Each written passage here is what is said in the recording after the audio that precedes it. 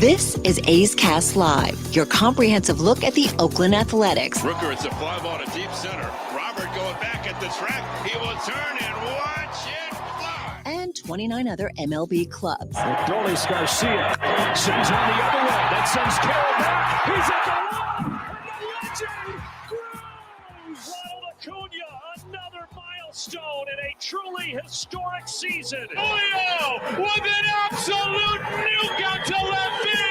It's Glaber Day. And like a good Glaber, Torres is there. Join us as we take you inside the baseball universe. From humidors to Stuff Plus to walk-off dingers, we have you covered. Spend your afternoon with us, only on A's Cast Live. Here's Chris Townsend. Good afternoon, everybody. Day 2 Cactus League show for A's Cast Live. It has been a long day. We got here early this morning. It was dark.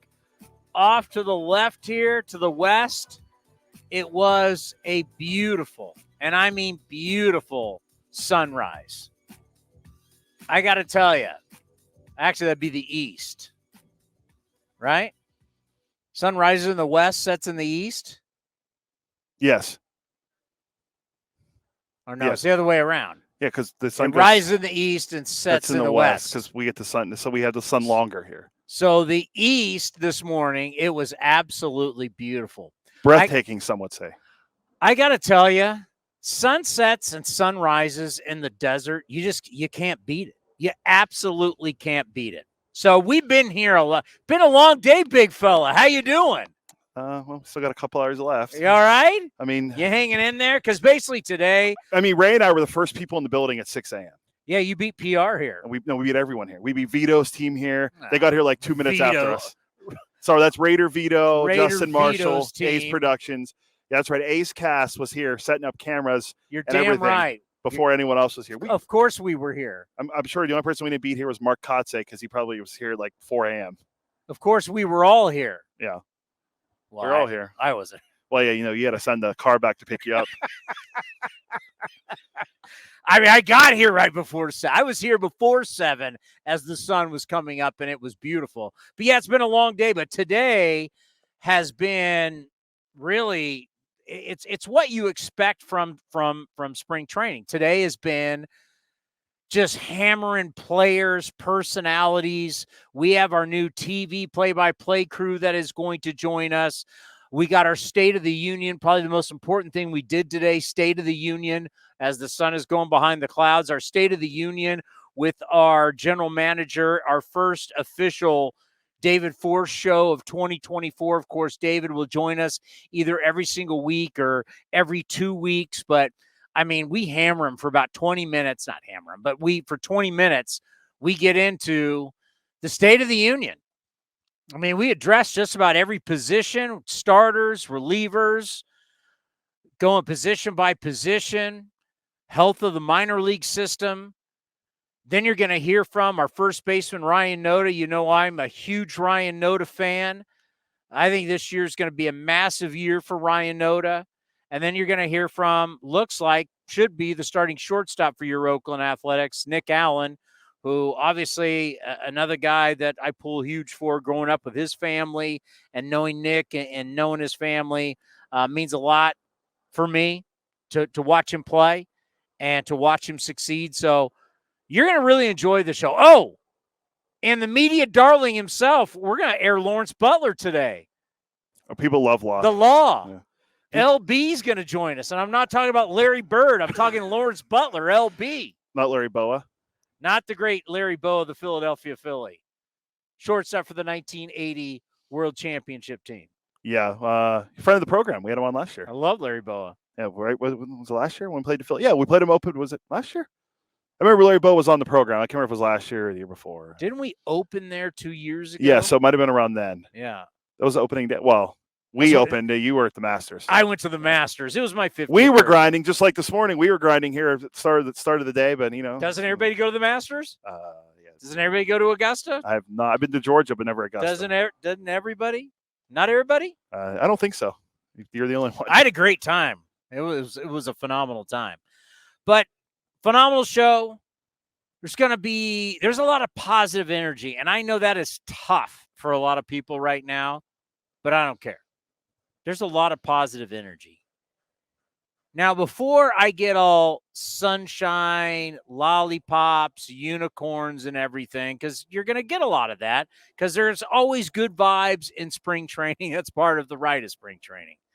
The one thing that I find so interesting and means the most to me, everybody loves to talk about home runs. Everybody loves to talk about power. Everybody likes to talk about when it comes to pitchers' strikeouts, because you guys all want to live in your fantasy. This guy right here, your fantasy stats that mean the most to you. I don't do fantasy baseball. Not allowed. Oh, that's right.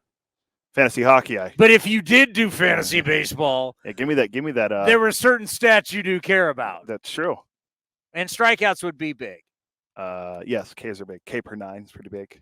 What are your biggest stats you would say for if we were allowed to play fantasy baseball? Well, see the leagues that I used to be in, they do all the that traditional. You might have been in last year. I'm not saying. They do all the traditional stats. That was put on by A's people. No, this is a different league. Oh, this is the old guy. This is old years ago. This is years ago.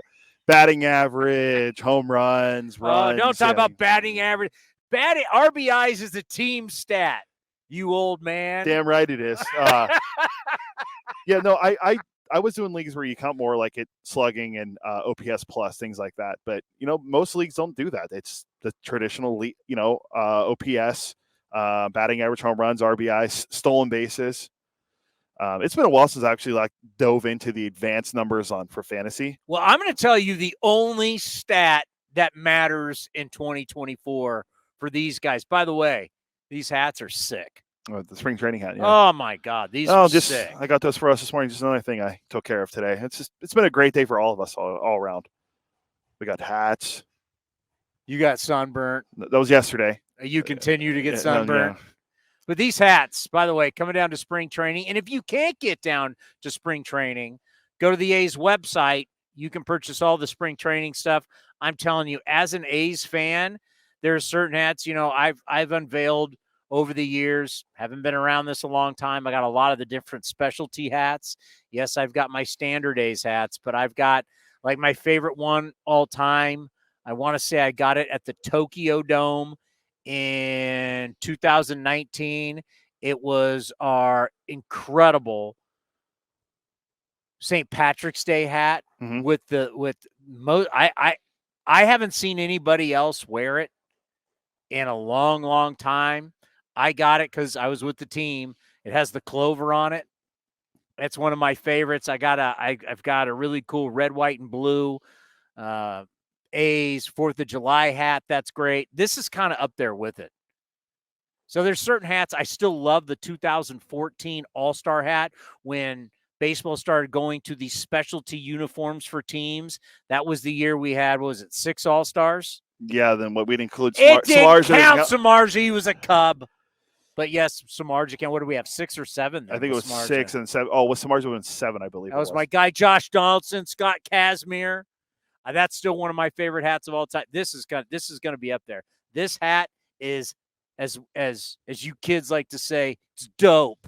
What? Do people still use that? No. Don't we have something else like fire? My kids don't say it. I think fire is the new one. The hat is dope, sick, awesome, on whatever. Fleek. It is. On Fleek is the one. And they're doing this. I guess most teams did it. Some teams just went with their traditional, but most teams are doing a special edition spring training hat, right? Around the league. Yeah, I believe. Yes, that's correct. Our stuff is always some of the best. So if you can get this, I want to have it on display. This hat is money in the bank. But before I'm going to be honest, a lot of positive, whether you like it or not, you're going to get it today here on A's Cast Live. But here's the thing. This is reality. The most important stat for us this year is innings pitched. Oh, they're going to say wins. So I'll say thanks, Captain Obvious. Well, I would like to win more than I lose. Is that going out on a limb? No. Now, with all you analytics people, do wins still matter in this game? As a team stat, yes. As a team, do they still matter? Yeah, yes. Do we still want to win? Because I Well, know. yes, I guess. I got to tell you. Depending on what sport you're talking about, teams want to win. A new golfing buddy of mine in the South Bay is a former Yankee farmhand. It's not the guy that ripped the Yankees. He's buddies with him. He was in the minor leagues with him. He's a former St. Mary's catcher. I will not reveal his name yet, but he backed up everything that guy said. Oh, wow. To where the Yankees didn't care if you were successful. To them, if you hit the ball hard, you were successful. Even if you struck out. If you went 1 for 4 in a game, struck out twice, but the other at-bat hit the ball hard, basically they saw that as 2 for 4. Like if you hit the ball hard but struck out 3 times in 4 at-bats, you still got some play. He confirmed all this to me. I'm like, are you? He goes, yeah, it was kind of crazy. So he was having to deal with it not only from the offensive side, but also from the defensive side as a catcher dealing with pitchers. I don't want to get too much into it yet. I want to save some of it because this is about spring training in the A's, but he's going to go, yeah, if you threw hard and you were doing certain things and it was coming up on StatCast, they didn't care if you couldn't get people out as a pitcher. That makes sense. The process always was more important than the results. I get it. Process is important, but we've got to be results oriented to be successful. What was the kid's name? It was Ben something. Ben Ruda. There's a kid that whatever it is. But yeah, we will get into that. But innings pitched for the A's is going to be so key. Because what we saw last year at the beginning of the year, starters could not get outs. They could not go deep into games. Mark Kotze's ultra competitive. Mark Kotze just can't lay down. Like if you want to be like a manager that goes, we've got no shot, we got no payroll, this is the deal, I'm not going to burn my bullpen out, we know we're not going to win a lot of games. That's not Mark Kotze. Mark Kotze wants to win every single game. So if his guy's struggling, he's going to go out and get him. And what happens when you go out and get a guy early? Got to go to the bullpen. And what happens when you do it night after night after night in April and May? Guys are burnt out. Your team's burnt. Yeah. So the A's, as we told you at the winter meetings in Nashville, don't stress out. You got to remember, everybody fishes in different ponds. The A's fish in a pond that gets fished in later, well after the big free agent sign, even though they haven't all signed. But we fish in a different pond later on, and we get guys. But you just have to wait, and that's what happened. Because what scares the hell out of me, and this can't happen again. If this happens again, we're going to be – we might as well just run the same shows next spring because we're going to be saying the same thing. The A's used 24 different starters last year. 24 different guys started in 162 games. And no, we weren't running out a bunch of openers. We weren't the San Francisco Giants. Confirmed. We were running out. We had some openers, but not like the Giants. No. We had 24 different human beings start games. That cannot happen. Just can't. Whatever we're going to say, whatever things we're going to try to build up, and none of it will matter if we're rolling out basically 25 starters again. If that happens, the ship's going down, and it's going down fast. We're going to be the band on the Titanic. Oh, wow. It's got morbid. Wait, the Titanic sank only 112 years ago. Hey, I hate to tell you. Right? 112, 1912? If you're renting Titanic and it's a 3 hours and 40 minutes, whatever, I hate to be a spoiler, but the boat will sink. Oh, well, I don't need to watch it now. now. I guess you get the love story in there, put at the end, the boat does sink. Like it tips like this, and then it breaks off, and then the point goes down, and then the other part goes down, and that's all she wrote. It's going to go down to the bottom of the Atlantic. Well, what you're saying is you don't want that to happen again this season. I don't want to be the band that's acting like everything's fine. Dun, dun, dun, dun, dun, dun, dun. Almost like the Star Wars I was going to say you're going with the Cantina band. I don't want to be that guy. 24 different starting pitchers cannot happen. So I just started writing dudes' names down. Alex Wood, Ross Stripling, J.P. Sears, Paul Blackburn, Joe Boyle, Joey Estes, Luis Medina. At some point, Ken Waldachuk, Kyle Moeller, Hogan Harris. Don't forget Adrian Martinez is still around. Yes. Roy Bear Salinas, who came over and traded from Atlanta, is growing up. Mitch Spence, did you put him on there? Mitch Spence, who you did not tell David Forst was not on my list. So if you don't know, Cody had a list for David Forst at the winter meetings, if anybody remembers that. And we had David Forst on right before. David Forst literally sat down, I interviewed him, and then he went to the Rule 5 draft. And everybody was in there. It's like funny. Everybody in baseball goes in there. You had like 3 names for him? Yeah, none of them. One of them was Cole Wilcox, and there's a couple other guys. And he won't. None were Mitch Spence. Am I missing anybody? Freddie Tarnock. Oh, yeah, Freddie Tarnock. And then there's a couple guys. They're not on. They shouldn't be on your radar, but there's a couple guys they added to the 40 man that you could maybe. That was like Hogan Harris last year. I got Hogan Harris on here. Is it Brady Besso? He's the guy that's on the 40 man roster. Could be a starter eventually for them. I'm talking about guys who could start this year. Jack Perkins might have been one, but as David is going to tell you he had an injury early in camp. So that's 1, 2, 3, 4, 5, 6, 7, 8, 9, 10, 11, 12, 13, 14. We have talked about for the last couple years, a Major League Baseball team on average is going to use somewhere between 12 and 13 starting pitchers on the year. Folks, it's disgusting. I hate it, but it's reality. The days of you're going to use 7 guys, it's over. Not going to happen. Was it the Tigers of like 2014, 13 are the last team to only use 7 guys? Yeah. And you got Verlander, you got Price, you had Scherzer, Doug Fister, Porcello. I mean, they had like 7 guys. That was it. Yeah, they won 90. I'm looking at it right now. Was it the 13 team that won 93 games? It was 13, 14, something like that. It was one of the years they played. It had to be 12 or 13.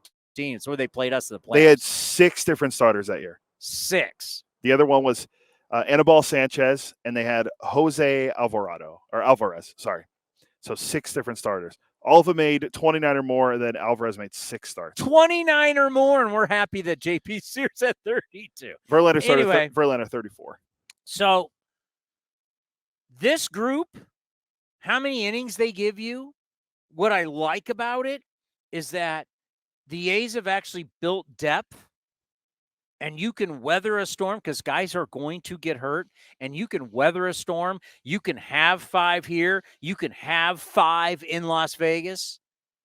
You've got something. You've got depth. You've got a chance. Because once again, you go through 24 guys, and you have and nobody can get anybody out, and you burn out your bullpen. Everything that we're talking about here doesn't matter. It's like, if we compared it to football, it's like you can't stop the run. Now, let me tell you something. Having worked many, many years in the NFL, if you cannot stop the run, you have no chance to win. 0. It's demoralizing when the other team's offensive line takes over your defense and your front 7 is powerless. They will just run it down your throat, run it down your throat, run it down your throat. And then the passing game, everything's open. You can do whatever you want. It's like a shooting gallery. An offensive coordinator, once they know they can run it down your throat, they can do anything they want in their playbook. They can run any trick play. They can run any pass. Your quarterback has all day long because you've beat up their front line. You've beat up their front 7. That's the reality about pitching. Pitching is what you have to have. If you don't have it, the rest of it doesn't matter. There's a guy we forgot. Oswaldo Beto. Oh, Beto, your guy from Pittsburgh. It's another guy, yeah. So was that 15 now? Down. I was just looking at the liners banners we run down here for the show, and I was like, oh yeah, I forgot we got him a couple months ago. So that gives me 1, 2, 3, 4, 5, 6, 7, 8, 9, 10, 11, 12, 13, 14, 15 guys. And Perkins, we don't know what the injury is, David Forst just mentions it. Look it up. I didn't see that. But if you had him, that's 16. So at least there's a stable of guys that hopefully you can find that you're not going to use 24 different pitchers. Hopefully you can use 10 or less. I mean, that may be asking too much, but where are your innings coming from? Because the bullpen has power arms. I don't see anything on here for his injury. Maybe he broke news and kind of did a drive-by with it. Yeah, might have been. Because I'm just telling you, the bullpen, power arms, up and down. You're gonna have Mason Miller, Zach Jackson, Danny Jimenez, Lucas Ursig, Trevor Gott. I mean, you've got arms. You just can't burn them out. Give them an opportunity to help you throughout the season. You're gonna need innings. You get innings from your starting pitchers, the A's will have a chance to be far greater than they were last year. And they were so bad last year at 50 wins. That's why a dramatic improvement won't shock me. See, to most people, like, how do you go to like 65, 70 wins? Well, that's because last year they were just so bad. They were so bad early. If you're not that bad early, 65 to 70 wins is really not that hard. You're still well under 500. That's a big improvement, though. That's You're still under 500, yes, but if you're sunk on the bottom of the ocean, coming halfway up is not that big of a deal. Hey, well, as long as you don't fall back to the bottom. But you see what I'm saying? The bar is set so low at 50, 70 is highly achievable. Correct, yes. Especially young core, gets hot, very athletic, bullpen's got power arms. That's what I'm saying. If you can just get innings pitched from all these different starters, if you can find a bouillabaisse. You know what a bouillabaisse is? I've heard of it. I don't know what it is. It's a mixture of a lot of different ingredients. If you can get some type of mixture, and I don't care which names they are, you just got to get some of these guys to give you a lot of innings. JP Sears and company, whoever you are, make it happen. JP Sears et al. Make it happen.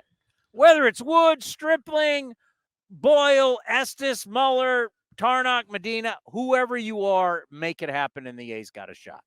That was your big thing line. Was that last year or 2 years ago? Just make it happen. Just make it happen. Just sometimes in life, you just got to make it happen. That's the big deal for me right there. 4,374. You hear it all the time. That's the amount of outs you're going to get. How are you going to get these outs? How are these starters going to get to the bullpen to give you a chance to win? If our starters are going out in the second, third inning, it's all she wrote. We'll be at the bottom. But if they don't, you got a chance. That's my worry, because the rest is a lot of positive. Because you know in life, a good talk show host cannot be positive full time. Even at spring training, remember, I sell two things in life. What are they? Positivity. Hope and worry. Yeah. Well, I sell two things. I sell hope. I sell worry. I would say positive, negative, or same thing. I gave you a little worry. I got a lot of hope for you. Our first David Forst interview, well, we had him at the winter meetings, but our first kind of official, because this is kind of the start for us, the official, that was still off season. Our first 2024 in season, because it's like our season, of the General Manager Show, David Forst, a State of the Union with our GM right here on A's Cast Live. General Manager Show right here on A's Cast with the GM of your Oakland Athletics, David Forst, and happy 2024 spring training Cactus League action. It's nice to be back. First week of spring training, everything's going great. Guys are healthy. Guys look good. This is indisputably the best week of the year right now. Well, I got to tell you, I have kind of a little mantra since we've gotten down here. And obviously, you have to deal with it. I have to deal with it.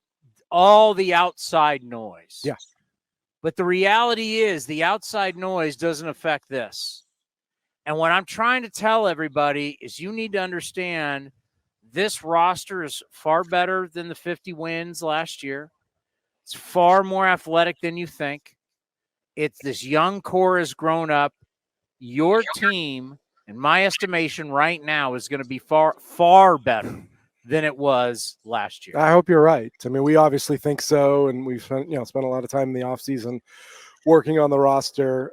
But your first point, you're exactly right. All that stuff that's gone on the last 5 months or last 12 months or whatever it is, the great thing about being out here is like that all sort of fades into the background for us and absolutely for the 68 players and the staff in that clubhouse. They are really good at blocking things out, at focusing on what happens between the lines. And that's what this is supposed to be about. And it's nice to be here and be able to focus on that. Yeah. Our job, well, your job is to build the team. My job is to talk about the team and the organization that you built. That's what we do. And their job is to go out and play. Their job isn't to worry about, who's coming to the games and who's not coming or where they're playing and where they're not. Their job is to go out there and play. And like I said, a lot of those guys are really good at that. Late, you add some additions that I absolutely love because, I always focus on one number and people think it's funny, but I focus on the number 4,374. Okay. That's the number of outs you need, 9 innings, 27 outs, 162 games, 4,374. Pitching to me is a big deal. How are you going to get those outs? But you need innings, and innings is a big thing in our game, and that's why I can't wait. We're going to talk to JP Sears later on in camp. I think it was such a big deal for him in modern baseball. For a guy to go 32 starts is a really big deal. Yeah. But my thing for you, before I start talking about your younger players and your core and the athleticism, I think when you got Wood and you got Ross Stripling and you got these guys in, you got some veteran guys, you need innings. Yep. And we always talk about, at the winter meetings, there's different ponds to be fishing in, and you waited. It looks like you got some innings late. Yeah, it was absolutely the focus as we went into the offseason. I mean, we knew what happened in April and May last year. It's exactly what you're talking about. We didn't have guys to get outs. I mean, our depth was tested early. We didn't respond well. We dug a hole. We were, every game was snowballing into the next one. Kotz and Emo were, they weren't managing games. They were just trying to find 27 outs worth of pitching every day. And it's no way to go through a season. So, I said it a couple times throughout the offseason that we were focused on, starting pitching to start, put on some experience and guys who could manage games. And the conversations on both Alex and Ross started early at the GM meetings in November. And those things just take time. I mean, you sort of go through the GM meetings and winter meetings and don't do anything. And everybody sort of looks and is like, what are you doing? Like where are the moves? Where are the transactions? And there are always conversations happening. So Woody was a perfect fit because from day one, his agent said he wants to go somewhere where he can get 30 starts. He sees himself as a starting pitcher. 30 starts, baby. He obviously bounced back and forth with the Giants the last 2 years, and that's the way they managed him. But Stripling, same way, but back issues. But Woody wanted to go somewhere where he could be a starter, and that was the opportunity we were offering. And he knew the Bay Area, he had no issue coming here to play. And then Ross, obviously, different conversation because he gets traded. It's not like we recruited him necessarily, but as soon as he got here and I said, hey, we want you to start, you could sort of see him just, relax and say, okay, good. That's what I want too. So you've got those two guys. You've got Alexander and Gott in the bullpen, who also happen to pitch for the Giants. We're not just trying to run back San Francisco's pitching staff from the last few years. Remember back in the days when you guys would not do any deals with the Giants? We wouldn't touch anybody. So now you throw in Newcomb, who came out of their system. We've happen to have 5 guys on our staff who came basically straight from the Giants. But yeah, you've got that experience, and Mark talks a lot about, like I said earlier, guys who can manage a game, who don't get blown up in the second inning, and all of a sudden you're going to the pen and you're like, how are we covering today, tomorrow, and the next day? Like that's what you can't have. And we're not going to go through all the names, but I mean, we mentioned Ross and Alex and JP Sears, and then you throw in Blackburn, and then we start talking about what can Boyle be. And then we talked to Estes, who just, my God, he just reeks big game, young pitcher, right? Kyle Muller still is somebody who I want to have faith in, and Tarnock, and you've got a stable of pitchers that you didn't have last year that if a guy or two goes down, it's not like, oh boy. Right. No, it feels that way, and that was our goal. So all those guys you mentioned, absolutely, were part of the equation in the mix. Guys like Kyle and Freddie, who we counted on a lot last year, have a little more experience under their belt.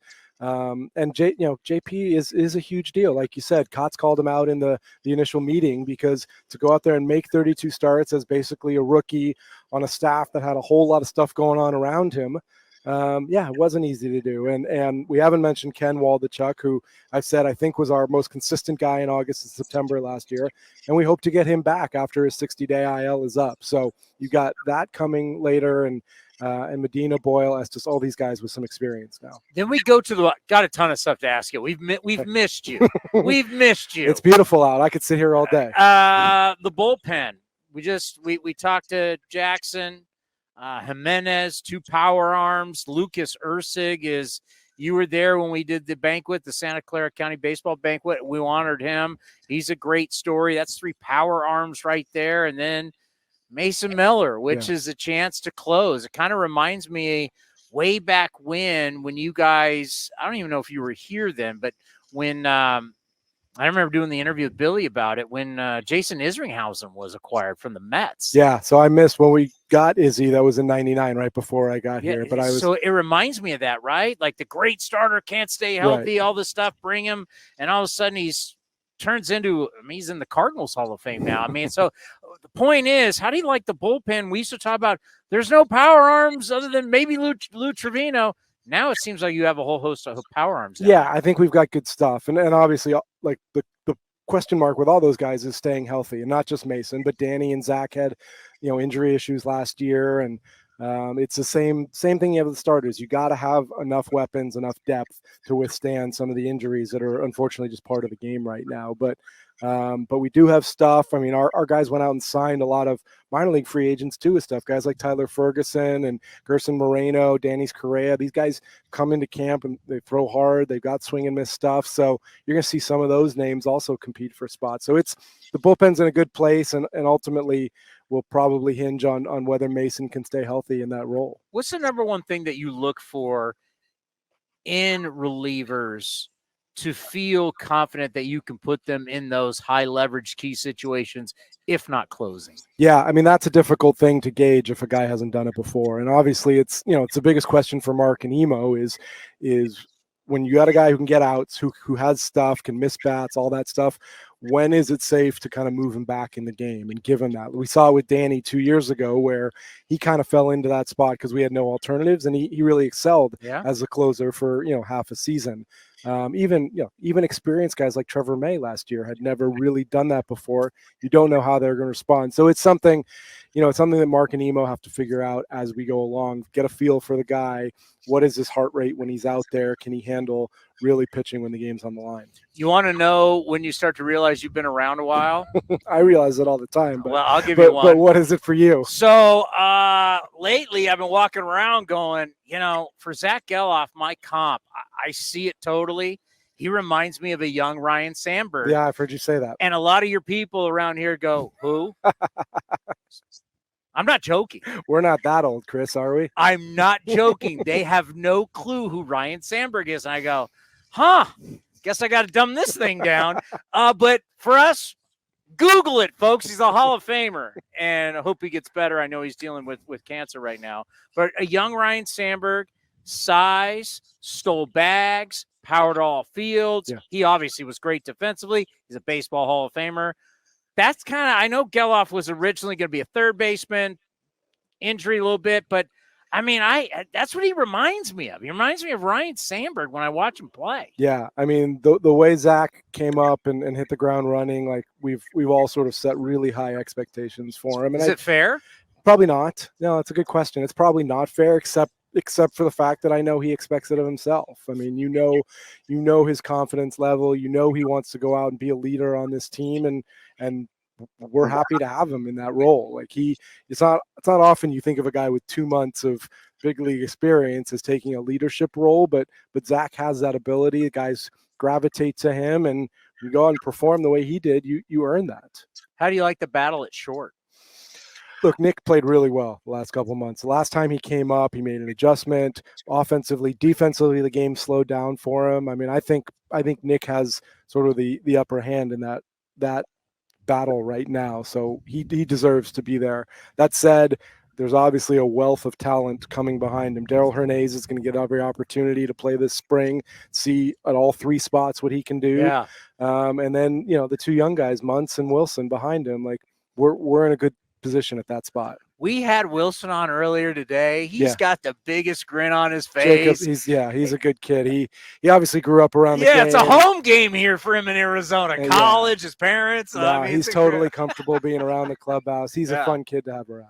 So Hernandez, I was going to get to like third base because I know you guys are really high on Brett Harris. Jordan Diaz, we know that as a stick. I mean, how do you kind of see third base playing out? Yeah, those guys are all in the mix there. They're all going to get time. Abraham Toro's done it in the big leagues before. So somewhere, Ledmus can play over there. So I think Kotz is going to have to figure that out. I know it's one of the sort of more undefined spots on the diamond right now, and that'll be key over the next 4 weeks of games to figure out what we're doing there. I don't even have to ask you first base because the guy at first base does what? Gets on base. He gets on base. We talked to my man Ryan Noda earlier. I expect big things. I think we're going to see more power out of him. He's going to be top 5 on base percentage American League. I'm saying maybe even a Gold Glove at first. I love me some Ryan Noda. Yeah, well, you saw in the second half when he got more comfortable and he kind of settled in, like he was, understandably nervous as heck last spring, coming in as a Rule 5 guy, a little bit on the older side, knowing this was his opportunity, and made the team, and then slowly but surely what he does well kind of came out, and he got on base. He hit some homers later in the year, and like you said, he does play really good defense. So I think Ryan's super comfortable with where he's at right now. He's had a year under his belt, and I agree.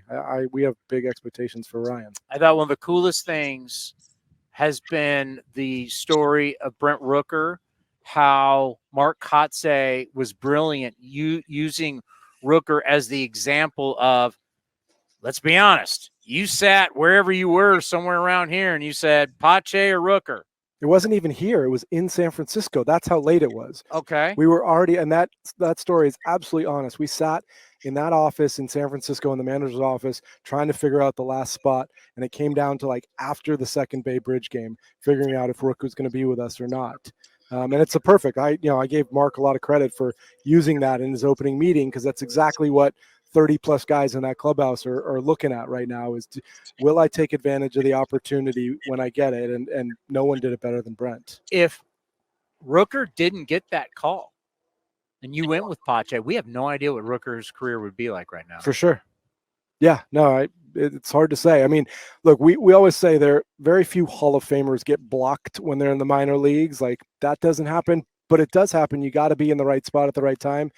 And then you also have to take advantage of it. And you saw early in the year, he hit those homers in Baltimore, and he kind of made his mark. And you're like, okay, like this guy's going to get some rope, and he's going to get an opportunity, and he used it. You don't think Ken Griffey Jr. was blocked? I don't know if we can have this kid in the big leagues. I don't know. Hall of Famers don't get blocked. They figure it out. So I'd Rook at third. Rook at DH. Yeah. And once again, great job by Mark Kotsay, letting everybody know, hey, no one's blocking it. There's no 12-year contract out here. Everybody's got a shot. Outfield, I'm super excited because outfield, I just see, we talked to J.J. Bleday. I think J.J.'s got all-world talent. Yep. Let's see if he can do it. We all love Law, all-world talent. Ruiz has the potential to run everybody out of the building. I mean, it just go. You still got Brownie, who's got 30 home run potential. I mean, your outfield's interesting. Yeah, but not everybody can play. Right. There is maybe one extra guy. The other guy in that mix is Miguel Andujar, who is going to play out in left field this spring. And he can play third too, right? I think we're done with the third base days for Miguel. Yeah. No, I think he'll play some first. He made DH, but left field, he's done all right. We think he can really hit. I mean, that's what he has done. He kind of got stigmatized by the defense in New York, and that really, I think plagued him there, but he can really hit a great winter ball. He's come in, made a good first impression in camp. So yeah, the guys you mentioned, Bleday, Ruiz, Law, Brownie, Andujar. Rook will have to get some time out there. Noda can obviously play out there if, our matchups work out. So it is a crowded outfield. Like I said, maybe one more guy than there is roster spots, but we have good options. All right. I've been nothing but sunshine, lollipops. Everything's great. Isn't that what we're here to do? We're working on our tan. It's a Cactus League, but I know you. I've known you for a long time. You're a worrywart. You're a total worrywart. Yeah. What are you worried about? I'm worried about our division. I'm worried about how good the other teams are. I'm always worried about injuries. Position player, we built a lot of depth on the pitcher side. Position player injuries to the wrong guys could really hurt. And I'm just generally worried about guys not developing in a sort of straight line. I mean, we know we're going to have to deal with some of this. You hope it doesn't all happen at the same time. But look, we've got an uphill climb. Anytime you come out of a season where you win 50 games and you think about, can we improve by 30-something games? That's a tall task. That's what it takes to be competitive and to really get to the next step where we want to go. So that's a big ask. Some of the players, I've talked to a lot of them. Some of them, the more kind of guys that have been around here or have been in the organization. I didn't ask really new guys, but I asked them, I said, do you get the sense of the us against the world mentality? They've said yes. That's how good. How do you feel as the GM? I think that's healthy for them. It doesn't matter how I feel. I don't go out there and play, so I'm not competing against anyone. I don't know that we should get caught up in that. If that motivates them, I'm all for it. And I understand why they feel that way a little bit. Look, this is an incredible game that allows you every day to come to the ballpark thinking you have a chance to win, no matter what the 5 months before that looked like. We had no business coming to the park in September, feeling good about ourselves, feeling like we had a chance to win based on what we'd been through. And we went out there and we had our best month of the year. It's some really impressive performances. We've mentioned Rook and Waldachuk, and I've mentioned Geloff and the adjustments that Nick and these guys made. Like, there's something about this game that allows you to sort of wipe the slate clean every day. And that's exactly what we need.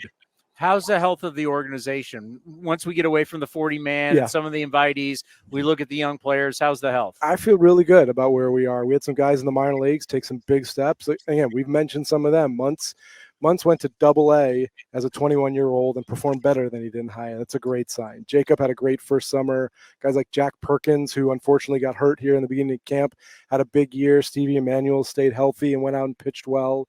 We added, Salinas and Basso to the roster, who I think are starting pitchers in the making. So I feel really good about the system. Sprague's done a really good job adding staff and techniques and technology down there to help these guys out. All right, let's end on this, because we always ask, and I do this with Mark Kotze. Yeah. We always ask about everybody else. How are you doing? I told you. How's David Forst World? How's the family? How was your off season? Thank you for asking. How is everything? How's the health of our GM? Other than my golf game, everything is going great. I love being here this time of year. I do have the kids down here, which is fun. My son's 13, gets to run around and shag BP. I mean, there's nothing better than that. But this truly is the most optimistic, hopeful time of year, and it kind of reminds us, what is so much fun about this gig. I remember last year when you were over here. If you're listening on A's Cast, I apologize, but for everybody watching, over at the visitors dugout, where you were just sat there and played catch with your children. Yeah. And it's those moments that we who are around the game were just, they will remember that for the rest of their lives. It's very important that you guys give your heart, and so we all do. I mean, the amount of time that we've spent, my God, my wife's on me about it all the time. Like, do you have to do 2-hour post-game shows? I mean, the amount of time that we spend around this game, just how important is it that you make sure you have that family time, especially when you have the beautiful weather and everything's great down here in Arizona? No, I'm very lucky to be with this organization in this job.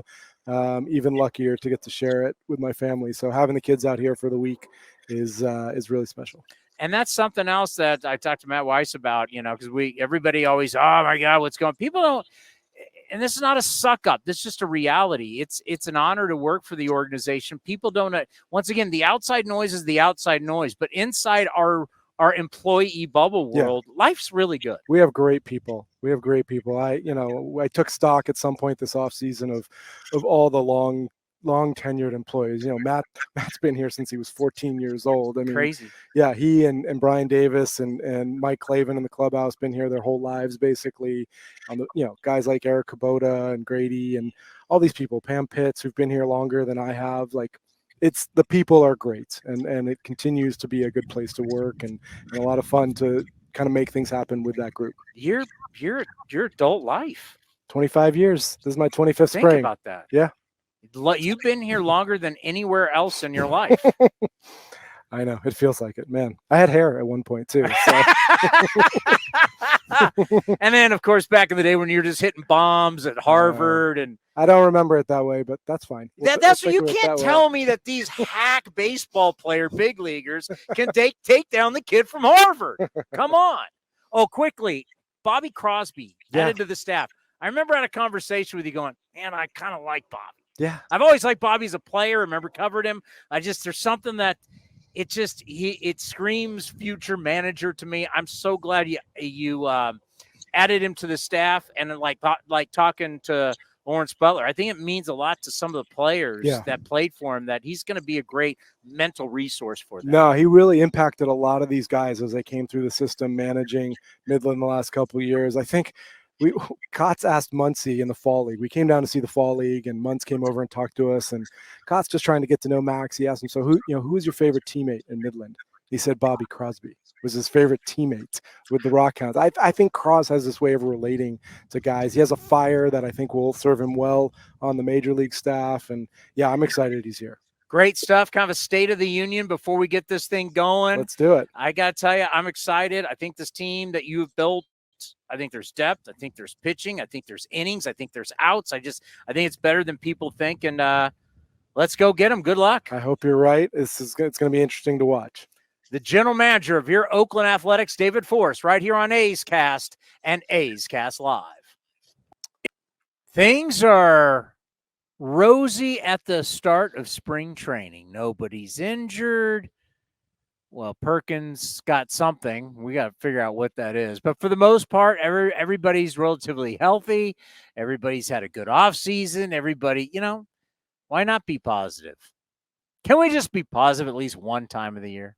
Spring training. Yeah, because once the season starts, I mean, oh my God. I'm very negative once the season starts. Doom and gloom every day. I got to come and pick everybody up. It's almost like I'm a counselor. I got to come pick up everybody's spirits every single day. It's like it's camp. I got to make all the kids seem happy that their parents dropped them off at some camp. We're playing more games today. That's fair, yeah. I mean, you're the ray of sunshine. Your positivity, positive Pete is what you are. I'm the lay down Larry, negative Nancy, whatever. God, what was the movie where Bill Murray was the head of the camp? It was Meatballs. I'm like Bill Murray and Meatballs. If you haven't seen the movie, look it up. Have you ever seen the movie Meatballs? I have not. You no. have to see it. That's a homework assignment right there. But yes, there is. And you know what? You should be shocked by it because I could see people go, now you're just being a homer. They lost 50 games. If you can't figure out after last year, 150 games. If you can't figure out how to get better in an offseason after you only won 50 games, how can you not? Yeah, fact. Right? Like how can you not say this team's going to be better? All they got to do is win 51, and technically you're right. So what happens if they win 60, 65, even up to 70? It's possible because that's how bad it was. So it's not like, so when you say, wow, God, you're pretty rosy for a team. Yeah, it's hard not to be. They only won 50 last year. It's not going to take a whole heck of a lot just to be somewhat better. But what if a lot is better? I'm not saying 500. I'm saying what if you get to 70 wins? That's still a crappy season. Yes. But it'd be a 20-game improvement. That's all that matters. You're looking for improvement. Yeah, no doubt. That's all you got? What do you mean? I'm dynamic. Captain Obvious? Yeah, you're just looking for improvement. I'm just giving you cliches. Wow, now. you are tired. It's been a long day, huh? I'm giving you cliches. I'm just He's here to help. spent. I'm just here to help. Oh, yeah, you are. You at this point? Yeah. All right, I get it. Cody's a little tired. He's sunburned. It's been a long day. Coming up next, she's made history. She's made history with the A's. We'll talk about it next right here on A's Cast Live. Hey, Oakland A's fans, join your team this spring in Mesa. With nonstop flights direct from Oakland, there's never been a better time to head to the Southwest. Surrounded by the stunning Sonoran Desert, spring training fans know why Arizona is the perfect spring break escape. Miles of trails, shoreline, and sunshine combined for an unforgettable Arizona adventure. There's simply no shortage of things to do, see, and discover in Mesa. Get your visitor's guide at visitmesa.com. Hey, it's Eno Saris, your friendly neighborhood baseball scribe. There are two things I love, baseball and beer. When I'm not busy around the ballpark, you'll likely catch me back with a cold one at any of Fieldwork Brewing's 8 locations sprinkled across the Bay Area. Fieldwork's got a rotating lineup of over 20 beers on tap that's as diverse as any 26-man roster. They got everything from super juicy, hazy IPAs to crisp pilsners and tropical sours that make your taste buds do the wave. Whether you're all about that draft life or prefer to grab some cans to go, Fieldwork's got your bases covered. Check them out at fieldworkbrewing.com to learn more. That's fieldworkbrewing.com. If you're looking for a new mattress, Nest Bedding has you covered. Sleep on the same mattress Hall of Famer Ricky Henderson sleeps on. Nest Bedding is the #1 brand of online mattresses and the Bay Area's favorite mattress store. Take home the Easy Breather pillow. The New York Times calls it their #1 pick. You can navigate their easy-to-use website, nestbedding.com. That's nestbedding.com. Green and Gold fans, use the coupon code Oakland and you get 10% off your entire order. Nest Bedding, love where you sleep. Ever since we got Xfinity, we have Wi-Fi all over the house, even in my hiding spots. Ha! Found you. How? That's wall-to-wall Wi-Fi from Xfinity. Now through March 21st, get started with 200 megabit internet for $25 a month for 2 years with no annual contract and get Wi-Fi equipment included. Go to Xfinity.com, call 1-800-XFINITY or visit a store today. Requires paperless bill and auto-pay with stored bank account. Restrictions apply. Taxes and fees extra. After promo, regular rates apply to internet service and Wi-Fi equipment. Actual speeds vary. A's Cast Live continues from A's Spring Training. Here's Chris Townsend. Well, we finally got to meet Jenny Cavnar, who you knew back in Nashville. Yeah, I met her in Nashville at the winter meetings with Delaire. With NBC people. Yeah. The dirty little secret. This is really special. The first woman to be your lead play-by-play voice face on television in Major League Baseball history. It's a big deal. And as you're going to see in this interview, I think I talk about it late, as a father of twin girls, anytime you see something like this happen, an opportunity open up for women, and in the future in our game to have more women working in all aspects, whether it's front office, coaching, I mean, you name it, broadcasting, to even maybe playing someday. It's always wonderful to see, and to have our organization to be a part of it, and to have Jenny on board as she will be calling games. Also, Chris Caray has been named, as we're going to have basically a two-headed monster doing our television for NBC Sports California. Jenny will do more of the games. I guess she's being called the primary. Is that what it's? Correct, yes. We have a primary and a non-primary broadcaster. That's well, not us. We're not NBC. I'm just reading what the copy tells me. It says primary. Is this what NBC is saying? Yes. Primary television voice of the Athletics live game day coverage. And then Chris Caray will do the rest. What's he being called? Let's see. I have the. What are they calling him? Non-primary? Chris is considered play-by-play announcer for its live game coverage of the Oakland Athletics.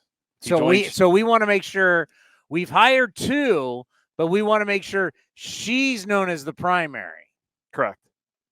That's what I'm just reading the copy in front of me. Well, it's coming from, who's it coming from? NBC. So that's what NBC's telling you. Yes, correct. It's almost like the Howard Stern movie. NBC. Remember that? Was that Private Parts? Yeah. Is that the movie? Yeah. So earlier today, Jenny stopped by. This is day 2 of Cactus League action here on A's Cast. She's made history, and her first appearance. It's been a long day. Her first can't even say it. Her first appearance on A's Cast Live. Her first appearance on A's Cast Live on the field, day 2 here, Cactus League action. I'll tell you, it's an absolute honor to have you on the program. Welcome to the family. This is kind of like the first day you're unveiled to all of us and photo shoots and everything. What's it been like? The whirlwind continues in such a great way. You know, I had to wear sunglasses because I'm on the brightest show that I've been on ever. It is truly the Valley of the Sun right now. It is. No, this has been so awesome. I think, since I got hired, and that was kind of a secret for a couple months, and I had to sit on this exciting news and, work it out with our family, logistics, and how is this going to work, and all the things to like the announcement and everything that happened last week and the chaos and just so humbling, like to have the reception and then to come here, be so welcomed in Mesa and meet so many wonderful people and new faces. And I'm just excited to get started. It's that time of year at spring training where Arizona's the best. You saw a great sunrise today and you just feel good about baseball, right? Like the games haven't even been played yet and you just feel good and baseball season's back. It's so interesting when you start talking about people and their journeys, and we'll get into your career because you've done a lot of different things. But now, as we always like to say, like Ken Korak is the voice of the team. Oh, yes, he is. You are the TV face of the team now. It's one thing to be a broadcaster and be a part of, you've been with the Rockies.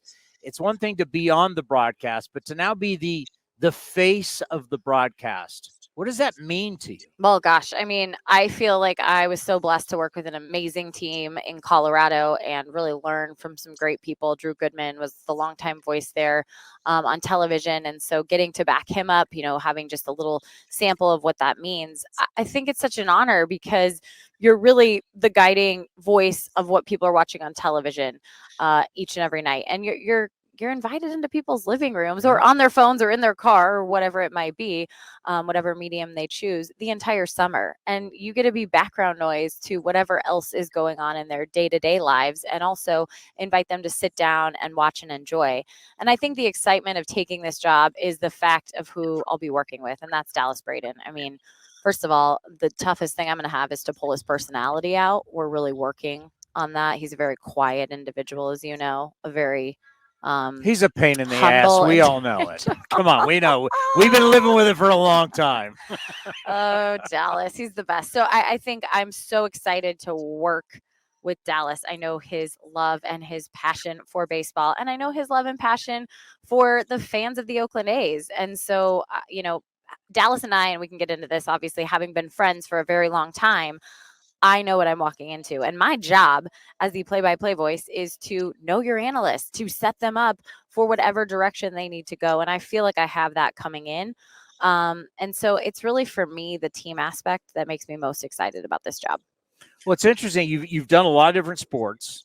Currently, you still do basketball, right? Yep, still doing college basketball. So you do a lot of different sports. When this opportunity came to you, and I'm kind of, it's been a bad secret. We've known a lot since you're roaming around with the NBC people in Nashville, and we saw that. What? But so when the whole A's thing came about, what was that like? Because obviously you've been in Colorado, your family's in Colorado. Right. I mean, it's a big change. Yeah, it is a big change. And, to be honest, I think starting in baseball, had the opportunity to work with the San Diego Padres. You and I were just talking, you being from San Diego. That's a hard city to leave. It's a lot of fun down there. It doesn't suck. Yes. And people always go, wait, why did you leave San Diego? Well, I got the opportunity to go home and cover my hometown team in the Colorado Rockies. And that was an amazing experience.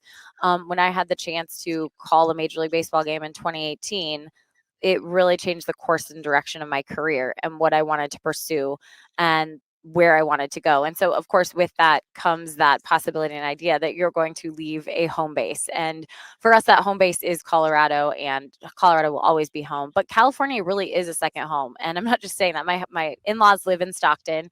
My husband grew up in Northern California. So it very much feels like we have this, not to home place, but we have a place that feels like we can call it home just as much as we do Denver. Well, the good thing for Colorado too, since you're going to be doing a lot of the road games centrally located, you can get to a lot of places. Right. Yeah. So that'll be nice. You're going to be like the road warrior. Woohoo! Check it out. Yeah. It really becomes this cool idea for us. I mean, baseball season is a grind, right? So in taking this package, a lot of it has to do with that when I am on the road, I am working. And when I'm home, there's a chance I get to just be home with my kids. I'll be watching a lot of A's baseball. I'll be reading a lot. I'll still be working, but I'll be enjoying my time with them as well. And you don't get that a lot as a working mom, especially in sports. And so that was a really appealing part of this process. As my kids get older, they're 6 and almost 3 right now, and they're starting to get into activities in school. And so we're trying to find that balance in our family, which is always a challenge, no matter, two working parents and what you're doing. But we both have very interesting schedules, me being a sportscaster, and then my husband is a firefighter in Denver. So, he's a 24-hour shift on, 48 hours off. And we try and, work hard and then family hard when we're home. He's saving lives. We're here worried about her sunglasses being in the sun. It's very apples to apples what he does versus what we do. We both have makeup on. Is that makeup you're wearing? I couldn't even tell. It's got a good tan. I've actually been here for a few days. First female lead voice. I didn't even think about that. I mean, obviously, I know about your career. I've listened to you on Sirius XM, driving to the ballpark before. But when you hear that in a game and in sports, in a sport that's been around for so long, you got to take great pride in that. To be truly a pioneer, it's one thing to have female broadcasters now, but to truly be the first lead of a major league, 30 teams. I don't know if you really, how much you thought about that when you took the job, but just tell us about that, because obviously it's got you on the Today Show. It's very historic. It is historic. And I think that it's important to recognize that history, because I'm so grateful for women like Susan Waldman, who has been doing this for a very long time. Radio Hall of Famer. Radio Hall of Famer. Yeah. For the New York Yankees as an analyst, for Melanie Newman, who got the Apple package when they first started broadcasting Friday night games, and who does the Baltimore Orioles. She reached out to me in 2018 when I got the opportunity to call my first game. And she said, I'm in the minor leagues. I'm working to do this. And you don't know what that meant for you to go on television and do that today. And I was blown away, because that to me was in a connection to realize and start doing my research on girls and women that have opportunity now at the college level and at the minor league level to do this. Doing play-by-play when I was growing up, there was no representation for me to say, oh, like there's a woman calling a game. That's cool. The representation I saw was a sideline reporter at a football game, very specifically. And so when I wanted to get into sports broadcasting, it was to do that. And I'm so glad my path took me a different way, because I grew up in the game of baseball. My dad is a longtime high school baseball coach. And for me, that was a sport that I've known my whole life. And so to fall into this game and, make my broadcasting career part of Major League Baseball was really special in of itself. This was not the vision to do play-by-play. And so now that I am in this seat and we're recognizing this moment, I only want to recognize it because it might be the first of something, but it's not going to be the last. There are so many talented women broadcasters, talented women that I've seen in the minor league levels, grinding it out, getting the experience. And there's a moment that I wish I would have had that opportunity, right? I've been learning at the major league level and picked up college basketball and just tried to get the reps. And so I think for them to have that opportunity in that space is so cool. And to just move the door an inch open a little bit more for women in sports is so cool. It's amazing and very humbling to be a part of the conversation. But I'll bring up Susan Slesser right now. She wanted to do play-by-play. She did play-by-play in college. And so I think she fell in a path where she got a writing job, and that's the direction she went. But easily she could have been sitting in this chair and in this seat. And so it's just really cool to look at those women, feel very grateful for the relationships I've made with women that have come before me and the encouragement they've given me, and the path that they started paving that I just went down. You know, you mentioned Susan, and it makes me think of one of the books that she did, The 100 Things You Need to Know About the Athletics Before You Die, whatever the official title was. And the thing that you do realize, if you look at this organization's history from Philadelphia to Kansas City to where we are, Oakland, and to where we'll be on after this, it's always been nuts. It's always been nuts. And we tag, you know, I mean, I've interviewed Susan hundreds of times, right? Yeah. So when she was promoting the book, that was the one thing that she was like, you know, when you research this organization from going all the way back to what it was like in Philadelphia, Philadelphia was always, it was a circus. It was always crazy. It's part of our charm. Don't elephants like peanuts? Nuts? See? And where do you find elephants? The circus, baby. I mean, all works together. We've been a zoo for years, and that's, you know, that's the thing. We're never boring. We're never boring. But the one thing, and I talked to Chris about this, is that when you start looking at what's going on with this young ball club, we have a lot of noise, the outside noise that's going on, and obviously that's something that I have to deal a lot with. Sure. And you'll now have to deal with. But the reality is they don't. Right. And it's all about what's going on behind us on that field. And we got a young core that started to show itself last year. Yep. And it's going to be an interesting young team. So the noise will all be about Vegas and where we playing and leases and all this kind of stuff. But the reality is on the field, you're going to be growing with this young core that's going to start winning some ball games. Yeah, and that's exciting. And I think fans need to get excited about that. This is my sweet spot. This is where I come from. I covered a Colorado Rockies team for a decade who only went to the playoffs twice. And outside of that, there were a lot of losing seasons. There was a lot of growth. There was a lot of internal growth, and a lot of development of players that I thoroughly enjoyed watching and getting to know those young players and sharing their stories and, you know, watching what they're working on and how they're growing.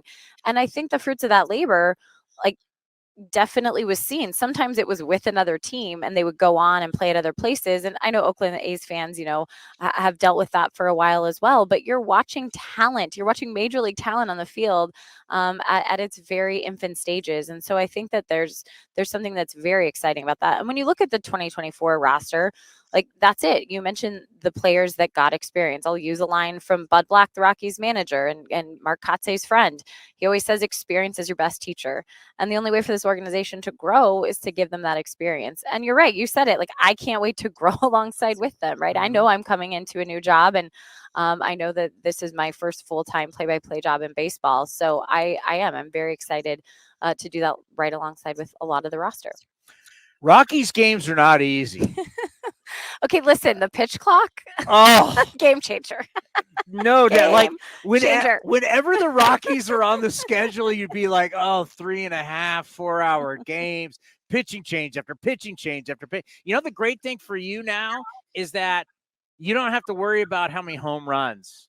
Like, you're going to, road games, and once you start doing a lot of games at the Marine Lair and it's cold, ball doesn't fly out. It's like a whole different world. It's like but the pitch clock, it's great for us, but especially Rockies games, it was always like, you've got to literally have 3 center fielders. Well, okay, pre-pitch clock in the National League West, I often volunteered to go to Oracle Park because you're like, you're in and out in like 2:30, man. It's those innings are flying by and get a dinner afterwards. Yeah. It's lovely. But I'll say, in the AL West, you know, going home at night in the Mountain Time Zone, you catch the last games on the radio. I would say, like, Astros, Rangers, they don't play short games.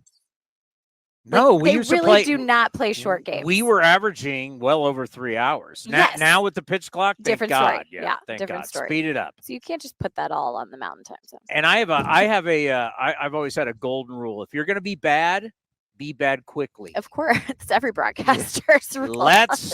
Let's go, baby. Well, I got to up the say, pace. congratulations. Thank you. Not only is it a huge move for your career, it's also very historic. And as a father of twin girls, whenever you see the barriers, or as you said, the door opening, it means a lot to fathers and mothers and people like yourself who are paving the way for our your children, my children. It's a really big deal what you're doing, and I think it's great for NBC, and it's great for the athletics and what's happening. It's something very, very special, something that you and your family should be very proud of, and I'm just thankful I'm going to be part of that experience. We'll have you a lot on Ace Cast and follow you as you grow into this job. It's a big deal, and I think it's going to be a great marriage between you and this franchise. Thanks. I'm really excited about it. And I think my 6.5-year-old might want to come on as a guest too sometime. He's just all in on baseball now. So if you need a new guest. Are you kidding me? A new weekly spot. We'll give him a podcast. He can come right in. Free labor. Oh, we'll take free labor any day of the week. Is that okay, Mom? We'll sign him up for it. We'll give him some sugar. Here you go. We'll give it, and let's. He keeps asking me when we're going to go see my friend from the TV. He's referring to Hoda from the Today Show. By the way, how was that? Dude, so cool. I mean, it really was an experience of a lifetime, but they were great. I mean, I think sometimes when you watch TV personalities on the national level, you're like, oh, is this just a show? Like, how are you that happy at 4 a.m. or whatever time you have to wake up, But they were even better as advertised. And she's, I think on television, she's always like a hype girl, but getting in there, she's just like, this is awesome. So much good energy and just good vibes, good people. And then I had a fun full circle moment where my first television appearance, this is a fun fact, it was in 1999. I requested a music video on TRL with Carson Daly on MTV. She's going back. And so we were holding a sign and I just happened to have a picture. Thank goodness my mom, who is a gem, kept everything. She dropped it off at my house a couple weeks ago. I was looking through some old photos and found this one of us, going to TRL. So we're holding the sign for Carson. And I just told the Today Show producers about it. Well, they end up using it at the end. Carson comes out. He's like, we finally meet 25 years later. And I was like, oh my gosh, this is so awesome. Yeah. So it was a fun full circle moment. And that's an interview with a completely different audience that's watching Rockies baseball. Oh my gosh. It's unbelievable. A lady stopped me at the airport when I landed here in Phoenix and she's like, were you just on the Today Show? And I was like, yes, I was. I'm like, who? Me? Oh yeah, no, it's cool. And I think to your point, like it's a totally different audience of perhaps people that aren't even sports fans, but a lot of people that hopefully are empowered by this story. And it's exciting. Next time we see you will be opening day. Let's do it. Right? You're doing opening day? Yeah, I can't wait. All right. Congratulations. Thanks, Your Chris. first appearance on Ace Cast. I feel like we're gonna need a tally sheet. How many times am I coming on? Is this our contract? Trust me, we're gonna. My first game is March 15th. Thank you, Delaire. I'll be on March 15th. I'll see you then. If Delaire's always, thank you, Delaire.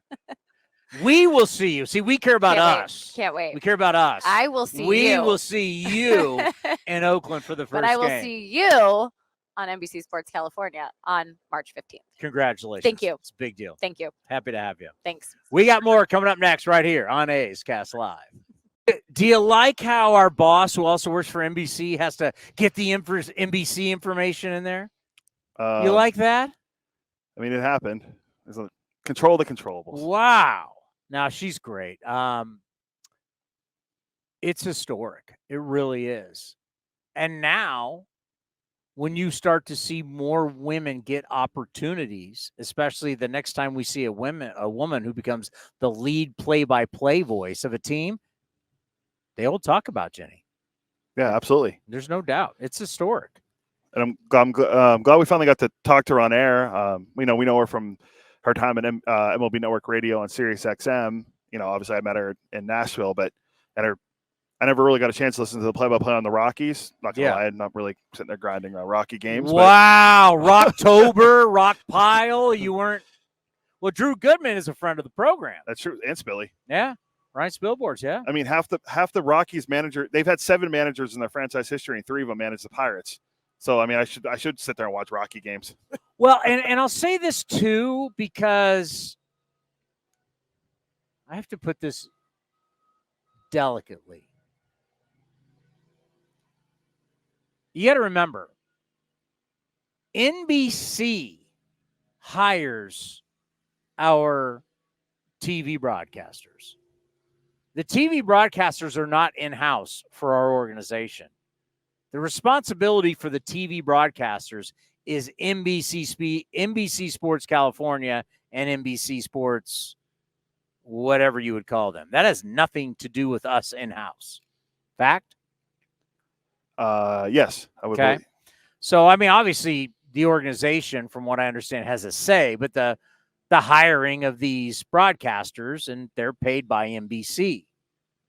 So what I'm about to say is, please don't anybody take it the wrong way at NBC, but it's kind of about time you get with modern times. Multiple broadcasters. Welcome to reality. Most teams have multiple broadcasters. Most teams, when you turn on, they don't have just one play-by-play guy and just one color guy. Most teams don't. Most teams have multiple broadcasters, multiple people that partake in 162 games, because that's what it should be. One person shouldn't really do all the play-by-play, and God love Ray Fosse, you know how close he was to all of us. And I used to say it all the time to Ray. Ray, you got to take some time off. Ray wanted to do every game. It's like, no, you shouldn't do every game. It's refreshing when, like, I'm not a Yankee fan. I hate the Yankees, but I'll turn into Yankee. One game, it's David Cone. Used to be Ken Singleton would be on there. What's his name? Paul O'Neill. They always have different guys on the Yankees. You don't watch the same guy day after day after day. That's how it should be. You should have a stable of guys. I agree with that. Totally. Sure. Yeah. Welcome to modern television. I mean, the fact that we, for years, have run out the same two people game after game after game. It's like, come on, man. You should have multiple people. Yeah, we have multiple radio broadcasters. Yes. Wait, how many do we have now? We have multiple people who have done games. Like, all of a sudden, you're going to hear Alex Jensen will be doing a game. We got Johnny D on board. We have multiple people that are going to be doing games. Television. Why do we have to have NBC, the same two people? Well, you're not going to have that. So it's going to be great that we have Jenny, who's, I mean, you want to talk about historic? It doesn't, I mean, put it this way. She's all over. You can look, whether it's New York Times, LA Times, she is getting her due, and she should. It's historic, but also it's healthy that she's only going to do X amount of games. You should have a life. She has a family, right? Correct, yes. We all should have a little bit of a life. And then Chris Caray, who is also going to do games for us. We're gonna throw it to him next. We got to interview. Obviously, the Caray family. His great-great-grandfather is one of the biggest figures in the history of our game from a broadcasting standpoint, Harry Caray. And then his grandfather did the Skip Caray, who did games for, God, how many years for the Atlanta Braves? And I'll address this later in the interview, because I'm sure a lot of interviews that he has to do, a lot goes right to his family. I wanted to let him, let's talk about you and identify yourself. But you got to think your great-grandfather and your grandfather both called games on superstations when cable was becoming big in our country, WGN and TBS. That's how the Carays got famous. Yes, Harry was going to be famous in Chicago, but if there was no WGN, people in Houston and San Diego and Miami and Milwaukee, they got no idea who the hell he is. He's just been a local guy. Yeah. He became a national personality. His grandfather, Skip, became a national personality on TBS. And his father, who has been a good friend of the program, has come on with us, his time with Atlanta and his time now in St. Louis. Yeah, we'll see him again soon. I think you'll hear in the interview, Chris talks about one of his first games is with his dad. I think when the Cardinals come to town, or it's against the Cardinals. Yeah. So that'll be a really cool moment for him for sure, and for his dad. I'm just going to say this now, getting to meet him will be a stepping stone. He's only 24? Yeah, super young. This kid will be national. Oh yeah, he'll be. What are you saying? Next Joe Davis? I'm just saying. Remember, Joe Davis took over for Vin Scully. Now he's doing games. He's doing the World Series. Yeah. Well, then you start doing football, and you start. Joe Davis also does football. Yeah, I mean, there is a path for kids who are on this type of path. Yeah, you get certain jobs, like we saw with Greg Papa, right? Greg Papa was young, got the Warriors job, and then it just grows, right? So super talented play-by-play guys, when they get these jobs early, they grow from this. But we got him now. Yeah. We got Chris. we got him now. And we had a chance to catch up with our also new play-by-play television face and voice. Here is Chris Caray, who you will see on NBC Sports California. Welcome to A's Cast Live. Obviously, a very big day for you. Day 2 for us here at spring training in Mesa. But your first day walking around, the photo shoot, talking to the players, I mean, it's a dream come true. It absolutely is. I mean, I felt like an NBA All-Star walking out of Delaire's car when he drove us here, and Jenny and I couldn't have been. Did you miss a 3-2? Oh, absolutely. Yeah. I was what you'd like to call a role player. I usually passed out the water bottles and was an assist guy, and I was really nice to refs. That was my role on the team. So that's going to be my role on this team now, and I'm just very, very happy and elated to be here and be next to you. Well, I think about the journey of a play-by-play guy, especially a young play-by-play guy. You're in the minor leagues. You've gotten notoriety. We'll get into your family history, but you've gotten some notoriety for your work and what you've been able to do. And you're shopping your wares, right? You're doing interviews. You just want to get in front of people. And next thing you know, you get the call. You're going to get a big league job, not in radio, television. What was that like? It was something that I never could have expected. You know, this process was interesting. My twin brother and I both went into this with the idea that we were just going to interview, and maybe we would finish in the top 10 of finalists or anything like that. There's so much talent in the minor leagues, and then somehow, some way, we had good interviews, and we both finished very high in NBC's picks of people, and I finished in the top 3, and then they flew out the top 3 to audition. And I did it. I was nervous calling a game off of a monitor after having the radio background in Amarillo. I thought that my start would happen a couple of years later in radio, maybe doing some pre and post, and then a couple of years later, filling in for play-by-play, eventually climbing up the ladder. But my process and my situation has been expedited in such a way that I'm still pinching myself every day saying, wow, how lucky am I? Now, I have twins. My twins are 18. They're just graduating from high school, and we're going through the going to college process. What's it like? You're getting the gig. Your brother was up for it too. What was that like? It's total support. I honestly thought that he was going to be a better fit for this than I was because of Dallas Braden. And what my employers have said is because of my more analytical style, it's going to complement with Dallas more. My brother's more off the cuff. He's like my dad and my great-grandfather in that way. And he's vastly more talented than I am, so I'm not even worried about where he's going to be. And we support each other through and through. So he may take another year in Amarillo, but I expect to see him up here with me soon.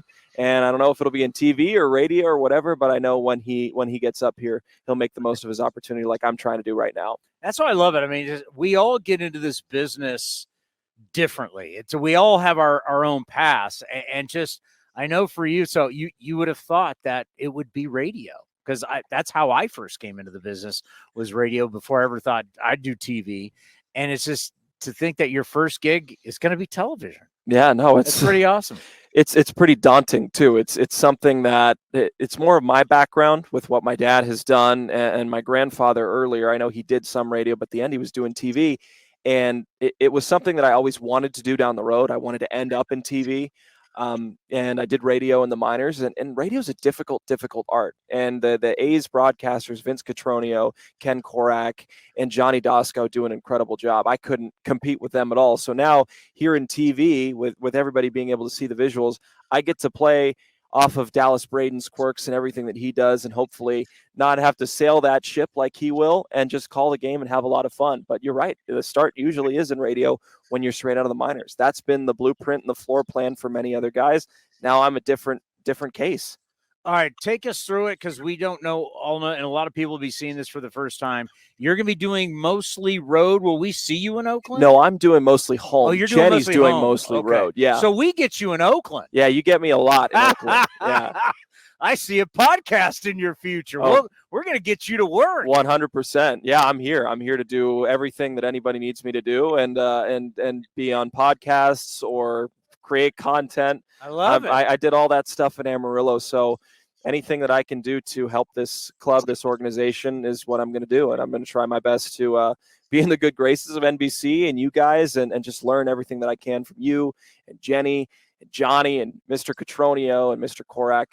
This is truly something that I never could have imagined happening, and now here it is, and now I get to have the privilege of calling you guys my coworkers. What's going to be interesting is talking to this group, because we've been on the front lines and battling this battle. Obviously, there's a whole narrative outside, and you've been hearing it, being in baseball, everybody. And what I'm trying to tell, what we have going in this clubhouse is far different, and a lot of people don't understand it. This is going to be a great year for you getting in the first year, because you have a group of a core of young men who are growing up, and they're now grown, and they're about to be unleashed on baseball. And baseball is everybody's so focused on Vegas, and everybody's so focused on ballpark, and so focused relocation, where we're going to play. No one's focusing on this. And what's coming is going to be really interesting this year. And you being the first year, I think you're really going to enjoy it. Being a young guy, covering a young team, I think you're going to enjoy it. That's been one of the most exciting parts of this entire process getting here, is seeing guys in Midland at AA, and now a year later they're pushing for the big leagues. Guys that I saw every 3 weeks or so in Midland when I was in Amarillo, and the talent that they have now translating to the big leagues and being around the same age as me. There's a unique connection there. I saw a lot of them in the fall league. I think that it's interesting for some of them. They say, "Hey, you're the Amarillo guy. What are you doing here?" And now they know I'm one of their guys. And you're right. It's a young, exciting team, and my focus is entirely on 2024 and the town of Oakland and this team and NBC. And you're absolutely right. I think that this team is going to be very, very exciting and fun to watch. And guys that don't get the opportunities elsewhere will get opportunities here to impact a big league club and have their dreams come true, kind of like what's happening to me right now. You're kind of like our team. It's kind of fun. No, and I know a lot of people are, you're just being an A's homer. You're like, okay, you watch, because we lived the season last year. I've lived a lot of good seasons. I've lived a lot of bad seasons. Last season was literally the worst.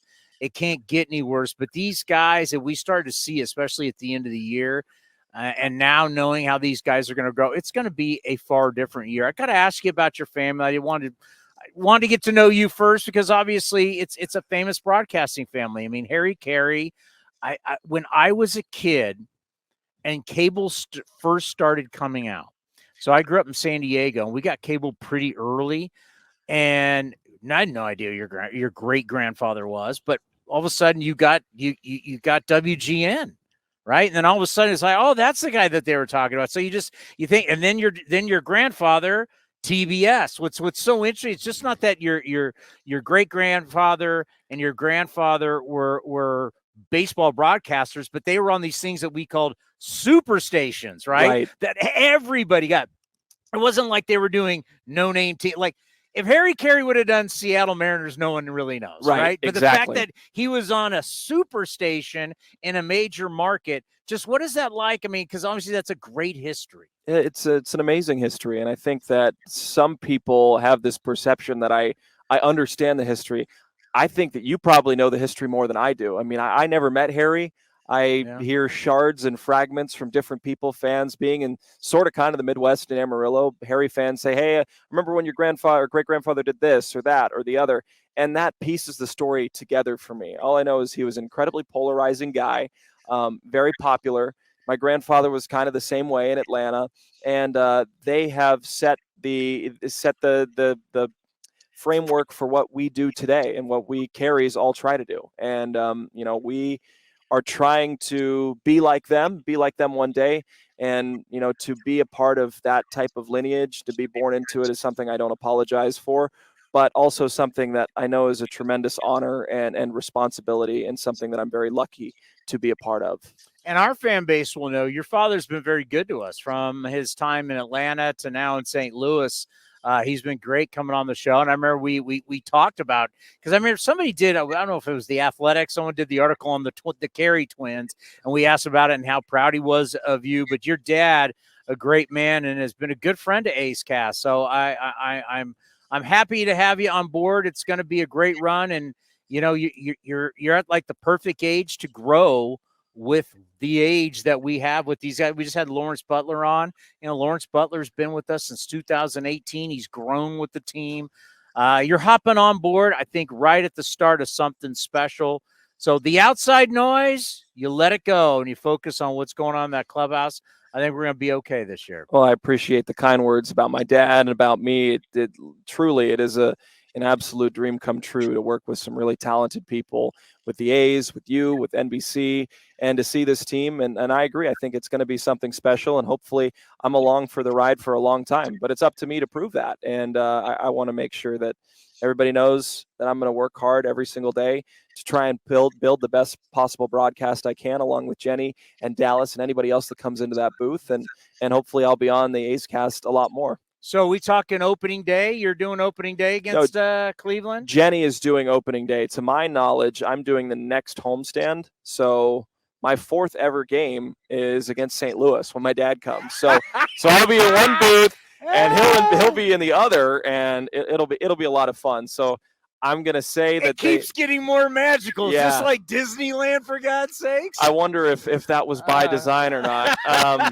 No, they've really taken care of me. So I think my first game is April 12th against Washington, and Jenny's doing the lion's share of the road games, and I'll be doing the home games. Are you going on road at all? I'll do a couple. I'm not doing too many, but which is great for me. I'm moving to the Bay Area. I want to learn, the environment. I want to do stuff in the community, get involved with charitable stuff like I did in Amarillo, and I'll have some free time on my hands instead of a 138 game minor league season. So this will be a new change for me and something that I absolutely welcome. Are you going to miss the buses?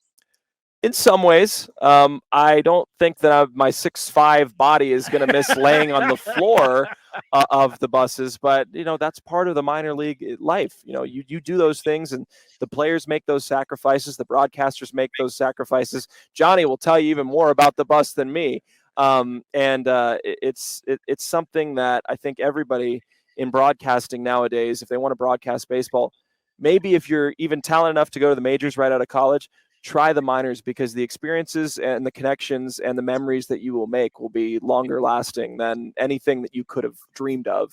And now here in the majors, I don't regret any time that I spent in the minors and the people that I met and worked with there. The new TV face for the Oakland Athletics. We got more coming up next right here on A's Cast Live. Glad we got him now. Get him now while he's hot. Yeah, he was really good on he was really good. Remember, he has a twin brother as well, which is wild. I mean, how many Carays are there? There's 4 of them. Chip, if you're listening, we love you. Oh, that's Dad. Yeah, I think meant kids. Yeah. There's 4 of them. Chip, see you soon. Chip, love Chip. I mean, a great career himself. I mean, you look at granddad, great-granddad, dad, all big-time careers. And now the sons are going to follow in their parents, grandparents' footsteps. It's a great story.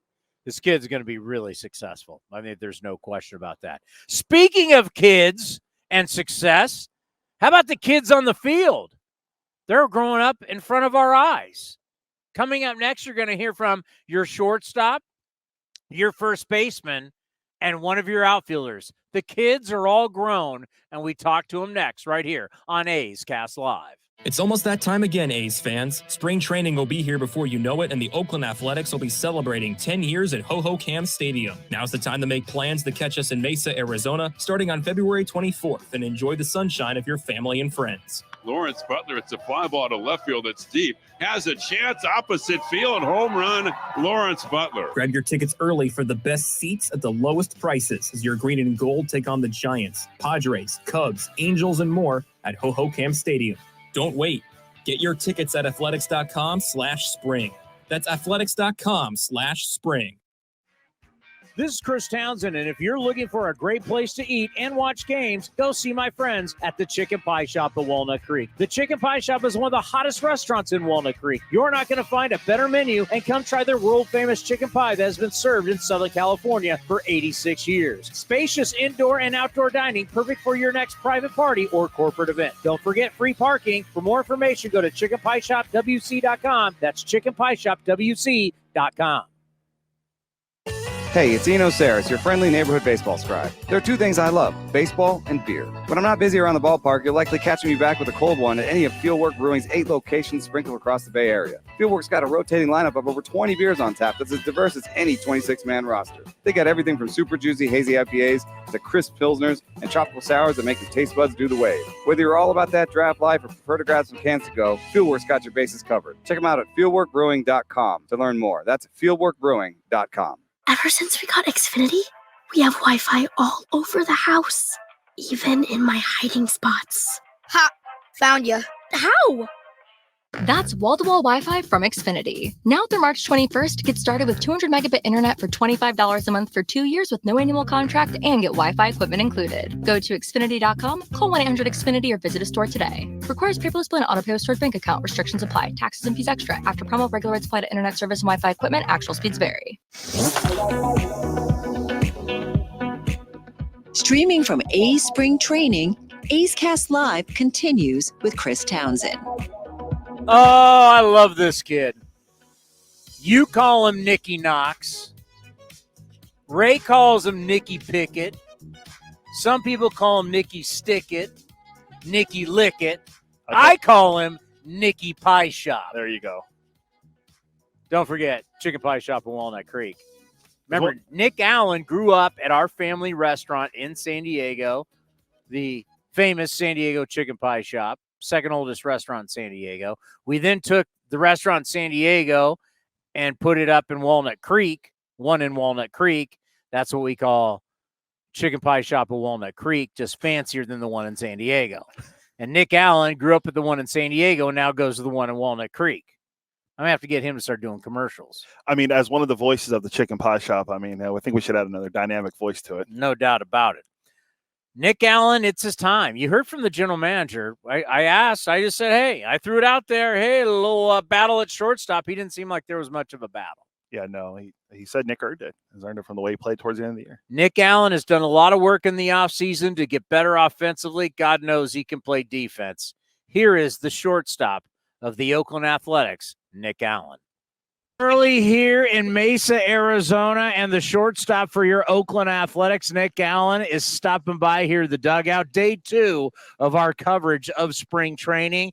We got to see you. Fantasy camp, it was great to see you working out, but here it is. Everything you've been doing, you're ready to rock. Ready to go.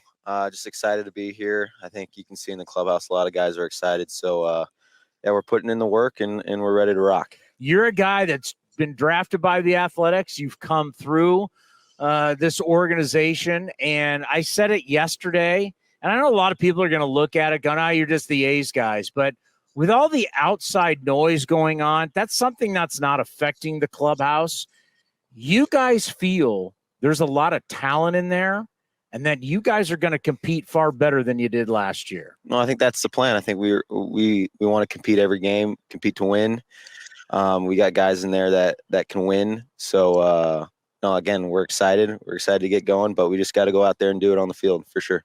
You've put a lot of work in the offseason. Tell everybody what you've been doing. Yeah, I think, I think I've gotten better in all facets of my game. Hitting, defense, hitting wise, just trying to stay in my legs, try to hit line drives consistently. Defensively wise, try to make sure I cut good angles and constantly in my legs to make good throws. So I've worked in a lot of facets of my game, and I'm happy with what happened. So now it's just go out in the field and do it. Yeah, you went up to Driveline, right?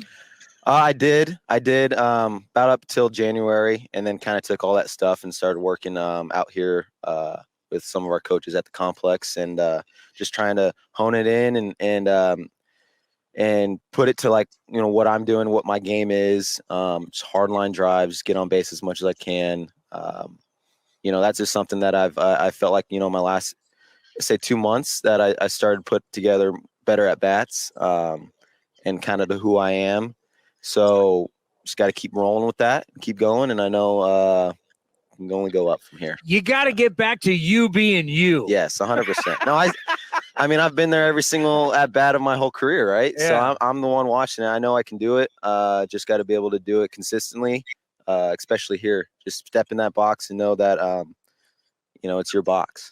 So, well, that's the thing that we've talked about is like every single level you've gone to, you go, you figure it out, you move up, you go, and now there's nowhere to go from here, but now it's time to figure it out. Yeah, 100%, so just take it day by day, focus on the process, make sure, today is the most important day, and always just think about that and keep moving forward and try to help the A's win as much as I can. All right. A lot of you in this clubhouse got married in the offseason, and we talked to Kyle Muller about it yesterday. It's like, no one should be happy about last year. And I've been saying we can't go back to last year. I can't do 50 wins again. I can't come on after all those games. I mean, it's rough, right? Yeah.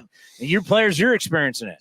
But I think what's also good is you guys have gone to the offseason. You've diagnosed problems that you want to fix, but also at some point, got to have a little fun. Can't be gripping it the whole time. Yeah. How much did getting married, going on the honeymoon allow you to take a breather and kind of get back to regular life and understand there is things other than baseball? No, 100%. I think baseball is just obviously something we love and that we do, and we're very fortunate to be able to do. But also, we do have lives, and parts of that are, obviously I got married this off season and enjoyed my life and with my wife. Now wife. Is it weird to say? It's honestly fun. It's a lot way better than fiance. So yeah. But no, we had a good month of November, just spending it with family, and then obviously with each other, and then on our honeymoon, and it was awesome. It's just good to get away because this game, you lock in on it a lot too much sometimes. So it's good to just get away, not think about it, and then be with your loved ones. I remember when I got married a long time ago, life was different because like the path now is different. It's just, it's not me, my career. Now I'm married. I know I'm going to have kids. Have you had that? Like, wow, whether you were living with it or not, but when you do the I do and you're like, this thing's for real, life's path now is dramatically different. Have you got that feeling yet? A little bit. We got two dogs now, so we kind of started down that journey. But it's just fun every day, to be with her and then to see what's going to happen now today, and just go through that with her, and that there's no one else I'd rather be with and doing that. Well, and the one thing about down here at Spring right now is there's a battle everywhere. Yeah. Right. There's a battle, like everybody and how he's laughed at the old Jim Harbaugh, iron sharpens iron, but it is true. So just talk about how that battle is, that's coming this Saturday. Yeah, no, I mean, everyone's competing here. I think that's good because it just makes sure that we're all, we're all ready. We're all ready to go. And I think that's going to be good for a lot of guys here because that's what we're going to need. We're going to all need to be on our A game consistently to be able to go out and compete and scratch together wins, and that's what it's about is just winning. And our goal is to be the best team we can be today. And I think Kotz really said it best. We're going to be winners. We're going to win each day, and I think that's just going to be amazing. Yeah. I think we're going to see the real Nick Allen in 2024, stealing bags, hitting line drives all over the ballpark, and playing spectacular defense. You being you, that's what 2024 is going to be. 100%, day in and day out. Mm-hmm. All All right, buddy. Good luck. Thank you. Great stuff. Appreciate it. Go A's. We got more coming up next right here on A's Cast Live. You being you. I think that also may apply to you, Cody. I'm always unapologetically me, as they say. I think 2024, you just need to be you. Just here to help the ball club. Are you really? What are those? I'm trying to think of those other cliches from Bull Durham. You're just going to take it one day at a time? Thank you. You know, that's interesting. How do you not take it one day at a time? How do you kind of reminds me of the years ago they did those VH1 Behind the Music, those documentaries on rock stars. And one of my favorites was Billy Idol. I almost want to tell this because I don't know how many people are end up seeing this, but Billy Idol partied so much in London that he couldn't take it anymore. So he had to leave and go to New York. And then he partied so much in New York, he couldn't do New York anymore. He had to go to LA. So Billy Idol did so much in his life that he had to leave one of the largest cities to go to one of another largest cities to then go to another. Then there's David Bowie. David Bowie, like in the late 70s, like 77, 78, was done with the 70s and wanted to go into the 80s. So David Bowie left the 70s before the 70s were done. Do you know that? No, that's really good knowledge by you. So he wasn't living one day at a time or going game by game. So if David Bowie was like in the 1978 baseball season, but in his mind, he was already in like 1982. So essentially, he just wanted to give it his best shot, and good Lord willing, things would work out, right? Somebody's calling me from Newport Beach. I was using another Bull Durham cliche there. I just want to give it my best shot, and the good Lord willing. Good Lord willing. Things will work out. I mean, because God's on your side. Yeah, yes. God wants me to succeed. God wants A's Cast to succeed. Yeah, not just me. The team. Jesus. I've heard of him. That's a different movie. That's Major League. Yes. I'm sorry. We're crisscrossing our baseball movies. You put snot on a baseball. Vagisil. Snot. Crisco. Crisco. All righty. Do you want to go to our first baseman? Yeah. I gotta say, if you want to give A's Cast a little love, we told you Ryan Noda was going to be good. Blocked by Freddie Freeman. We're talking about players. We just remember we were like, we're bullish on this kid, and spring training hit. He didn't hit all that great, but boy, you saw the size, you saw the defense, and you saw the eye. Next thing you know, when teams came calling at the trading deadline, people called on Ryan Noda, and it was nope, not trading him. Why? Because he gets on base. Because he gets on base. Ryan Noda, if power comes with the eye that comes with the defense, Ryan Noda could be a really, really good player for the A's. I mean, really, I would say, is this going to be a stretch if I say there's no question he'll be top 5 on base percentage in the American League this year? No, because he was up there for a while last year as a rookie. He finished top 10. Yeah. Unless he didn't. Yeah, he was. Yeah, he finished top 10. Yeah. He was in the top 5 for a while. Then he had this little slump. He was leading for a while in on-base percentage in the American League. Then all of a sudden he had the jaw injury and kind of slipped off. Yeah. But, yeah, he was up there for a while. I think. Here is the starting first baseman for your Oakland Athletics, Ryan Noda. I'll tell you a story. I was going down to the AT&T down at Pebble Beach, and I'm listening to Sirius XM, and they go, oh, yeah, it's Players Week. Ryan Noda's going to be on for an hour, and I'm like, look at you becoming a media darling this offseason. How are you? I'm good. Yeah, it was definitely a good time.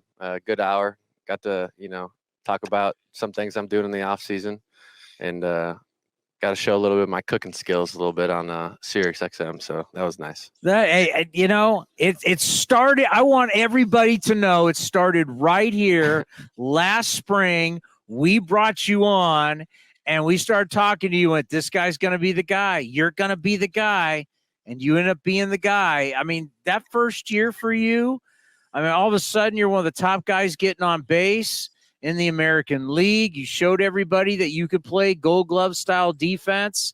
Just talk about, reflecting on what you did in your first year. Yeah, I think it started in the clubhouse and a lot of our older vets, Jace, Tony, those two guys being gone, sucks, but we still have a lot of other guys that helped me out. And, Brownie, Blackburn, they just kind of helped me go through my routine and keep my head on straight with everything we were going through last year. And that helped a lot with me just getting comfortable and being myself and being able to, keep the culture going of like, hey, like this is a year of we're building towards next year. We're building to become a team that we want to be.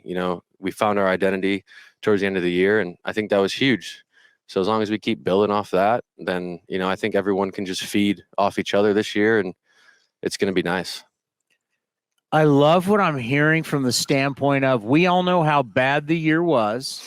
We don't ever want to do that again. And there's a core of you that's like, this is about winning. You've come here to this spring to win. Oh, yeah, 100%. And even in our first meeting the other day, all we talked about, listening to Cots is just we heard win so much, which is huge because, you got to speak it into existence, put it in the atmosphere, and every time you say it out loud, your brain just keeps understanding it. And that's your one goal. And that's our one goal in that clubhouse is do anything we can to win. Help each other out, pick each other up, no matter what we need to do. And at the end of the day, if we win, no matter if someone goes 0 for 4 with 4 Ks, they can help us in the field. Or if you go 4 for 4, you can still help us in the field. And that's our thing, get the next guy up, start to train, and just keep going, keep building, keep getting stronger, mentally tough, and just we keep doing that. I think the sky's the limit for this team. You have a lot of confidence in yourself, but what is the difference, Ryan Noda, now versus you sat in that exact same chair last year spring? What's the difference in you? Just more hungry. I've tasted it, but it's just like when you go eat, right? You take your first bite and you want more. And I think that's what me and a lot of guys in the clubhouse, especially being a young clubhouse still, like we're just hungry. We're ready to go. We're ready to show that, we can compete with the best because we think we're the best. And I think that's what you have to have, especially at this level, especially in our division. We have a good division, a lot of good teams, a lot of good pitchers, a lot of good hitters, lineups, and so forth. But, we think that we can be a team that people don't want to play. And I think No doubt. I think that's huge for us. How much growth have you seen? Not, forget about you. How much, in your own teammates, even guys that you saw that come up like later in the year, how much growth have you seen in guys mentally and physically? The growth is huge, and it just goes with just experience, right? Everyone talks about experience, just experienced teams. Well, we got a lot of young guys that have little experience, but our little experience was heavy because of all the ups and downs we went through last year. So we know how to handle the failure and we know how to deal with winning. And I think once we keep getting more of the winning, then we're going to be hungrier for the winning. And I think it's just going to keep building on top of each other because we got a lot of guys in there that are confident they can be, really good in this game and really good at the big league level. And that's huge. For you, confidence-wise, being able to take the pitches that you did last year, what allowed you to have that confidence? Because there were so many close pitches that you took, went your way. The walks started piling up. We started joking with David Forst, the general manager for the A's, about Moneyball, because the famous line, what does he do? He gets on base. So we started joking with David about that, and the walks started piling up. What gave you that confidence that I know I'm right, I trust my eyes, I trust my strike zone? Because a lot of young guys, you're a little afraid the umpires are going to be ringing up on those pitches. It's just preparation and confidence in my preparation and, doing all my studying before the game on all the pitchers they have, and especially the starter and then their best relievers. As long as you prepare, you can just go in the box and compete and trust yourself and trust your ability and trust your plan. And I think that's the one thing that I did last year that, helped. And I'm going to keep building off that and get better through it and just keep preparing. Because when you're prepared, then you can do anything. What do you want to be better at than what you did last year? I want to be more consistent throughout the whole year. I think that's one thing for me. Like, I had a lot of good stretches last year where I had a couple good weeks and then I have a couple bad weeks. But I want to change the couple bad weeks to just a couple bad games, because that's just going to happen. It's baseball. It's the hardest sport in the world to be consistent. The best players in the world and the best players that, are enshrined in the Hall of Fame are their best is 3 out of 10, right? And so for me, it's just being more consistent more often, going through the bad stretches, breaking out of the bad stretches sooner, and being able to help the team in any way. I also will look for you a little more power. I think you saw that once you got more comfortable, the power started to come. The walks were always there, which is great. What does he do? He gets on base. But it was like, is the power there? You're a big guy. I think once you start feeling it, could we see a little more power from you this year? Oh, yeah, definitely. And that just comes with being consistent, like I just talked about, And I think once I get that consistency part, the homers will just happen, And a lot of homers are just mistakes, right? We're just trying to hit line drives, gap to gap. And then once you miss it a little bit, it goes over the fence. And I think that's, our focus this year is doing jobs, barreling the ball up, keeping it low, and then your mistakes will be homers. And hopefully we hit a lot of mistakes. Yeah. And, just keep getting on base and, just keep doing everything I can to help the team, get the W at the end of the day. You told everybody you were going to play Gold Glove D. Yeah. You warned everybody. You told everybody before they knew you could play that kind of defense.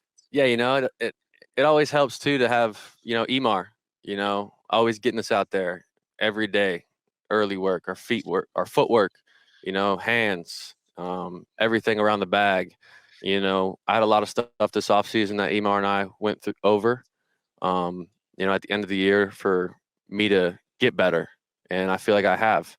And I feel like I can only just keep going up from here. And, I don't want to be just a Gold Glover just for myself. I want to be a Gold Glover because when a first baseman's a Gold Glover, that means everyone around the diamond is playing well. They're more comfortable with their tough throws to throw it over there. And it's like, hey, I just got to get it in the vicinity and he's going to get me.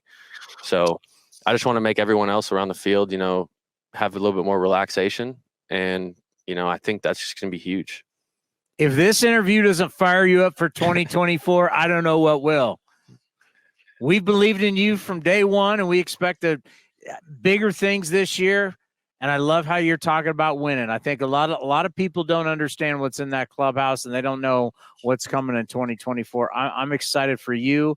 I'm excited for your teammates. Enjoy the spring, and the next time we'll see you, we'll be in Oakland. Sounds good. Thanks, Chris. We got more coming up next right here on A's Cast Live. He fires me up. He does. I mean, he's one of those guys. Like, you got to say it. You got to believe it. Put it in the universe, and it can happen. If you don't believe it can happen, then who does believe? Who will believe? Yeah, well, Noda said he's taking it one day at a time.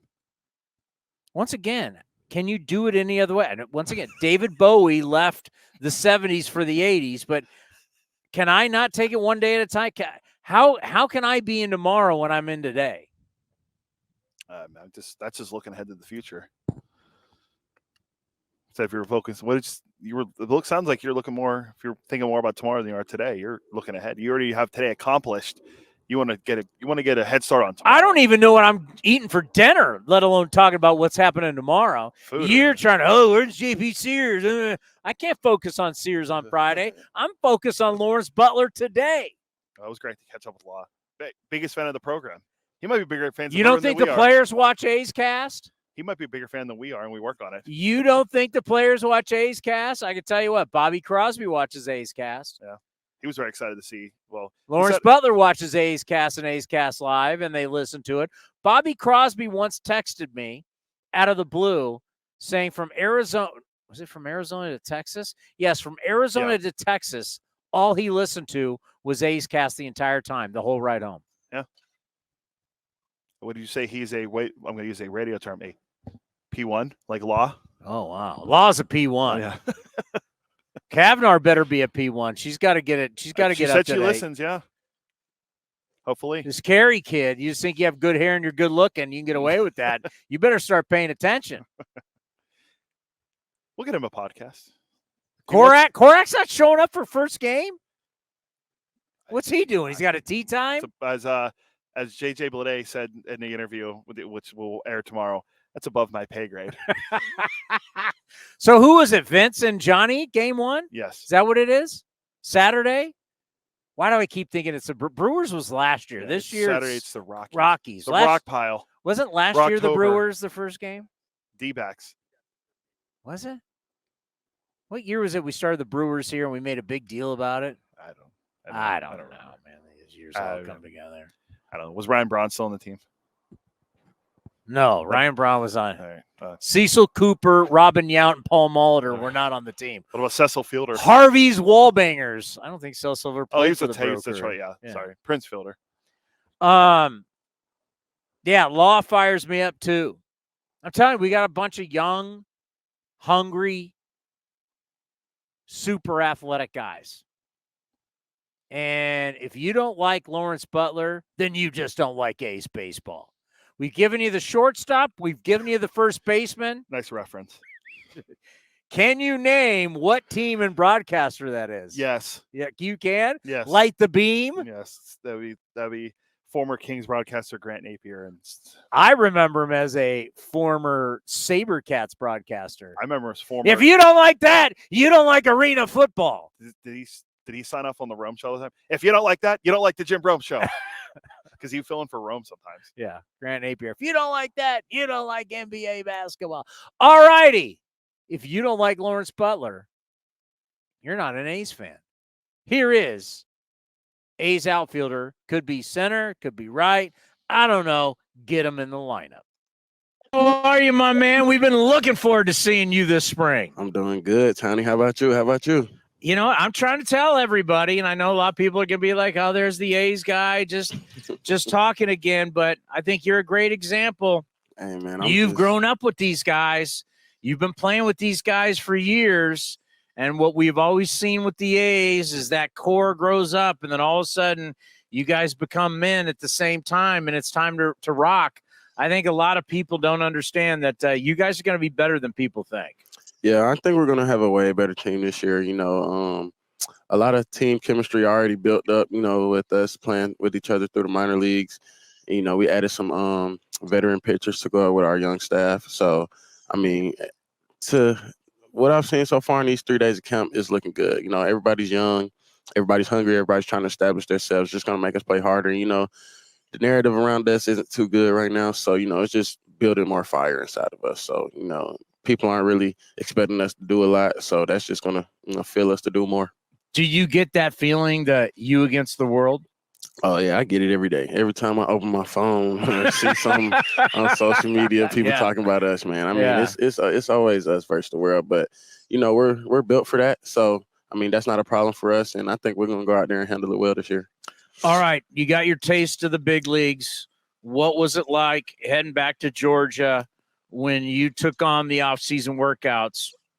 Did you do with Marquise Grissom again? Yeah, I was over there with the Hill boys. Shout out to Marquise and Lou. You know, they get me right every offseason. So got to go see some of my friends, you know, Mike, Marquise, Chandler Simpson, Victor Scott, you know, got to see some of those dudes. So, you know, going back home, it was fun. You know, got to see some friends and family that, you know, were congratulating me. So, yeah, I actually got my own day in my county where I'm from. Really? Yeah, so that was cool. What was that like? I mean, that was a dream come true. I got my jersey retired at my high school. Like the city of Fulton County gave me my own day. So, you know, that was like a dream come true. That was an unreal experience. Yeah. Yeah.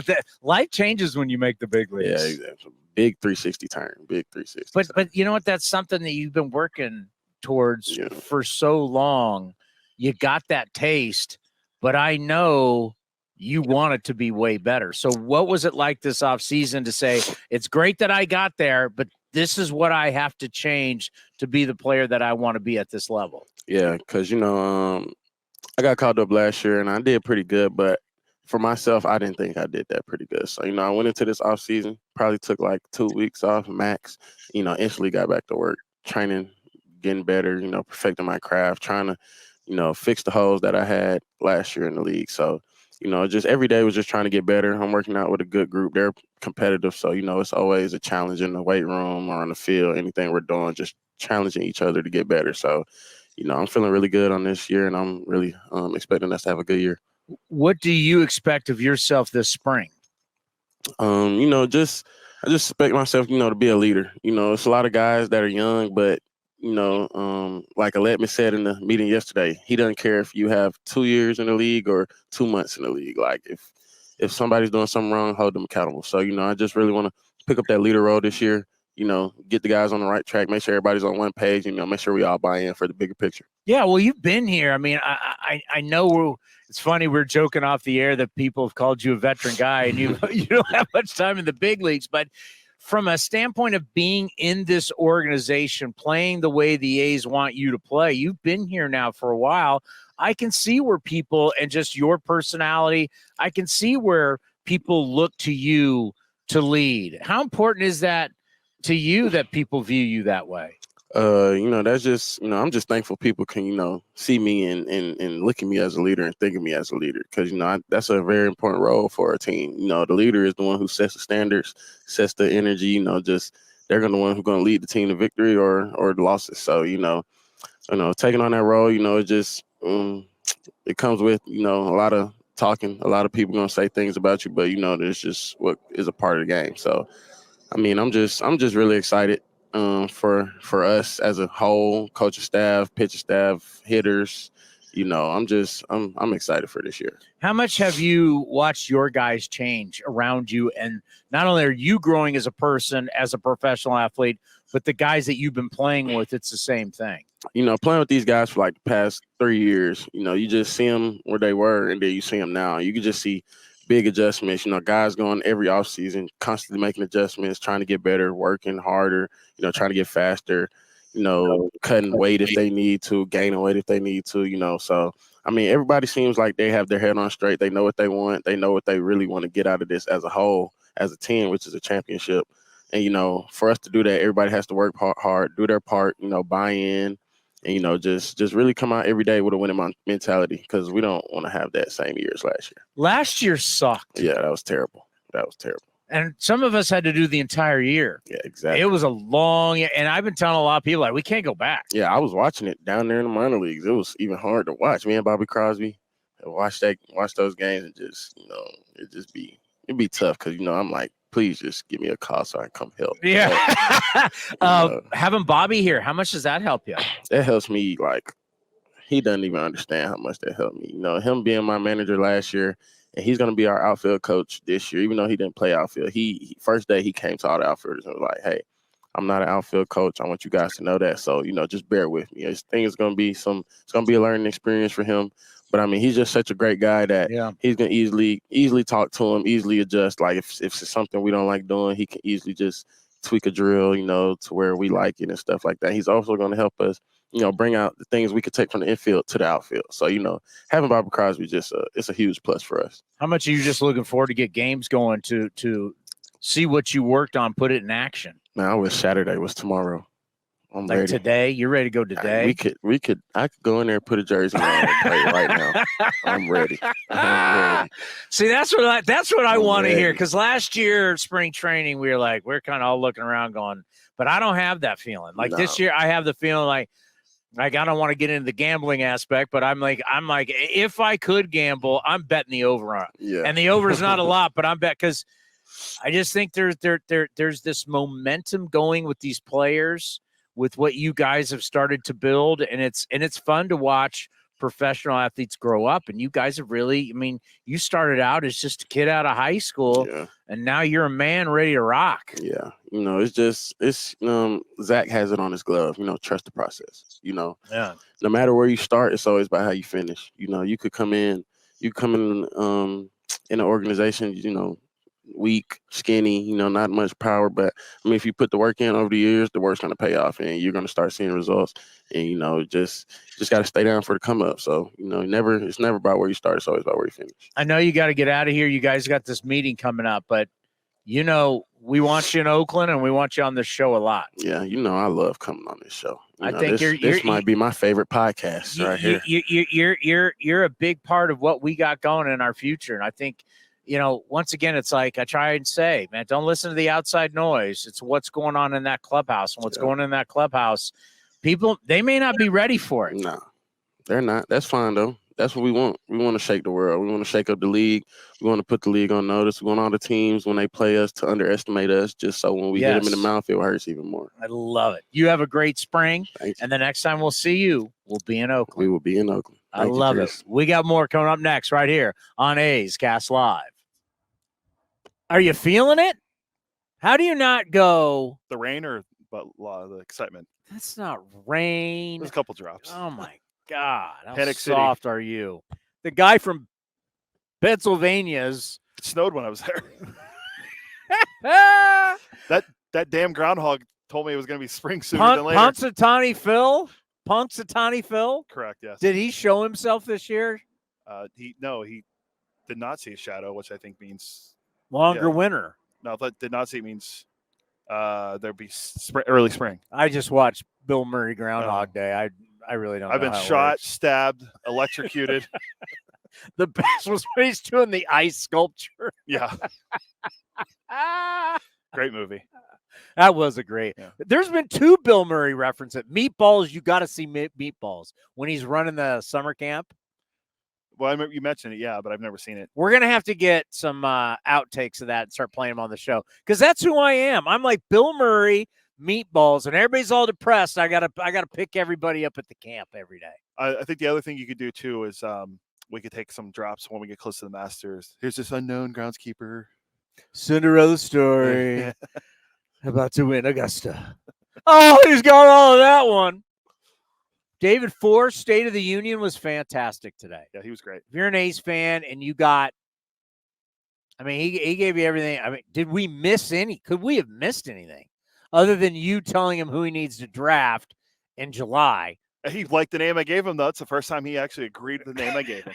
Isn't the guy the projected number 1? No, not yet. The number 1 pick actually is a kid from hitter from West Virginia. It's not him. Oh, God. Yeah, kid from West Virginia, number 1 in college baseball. We had Jenny and Chris, our new TV faces. Yep.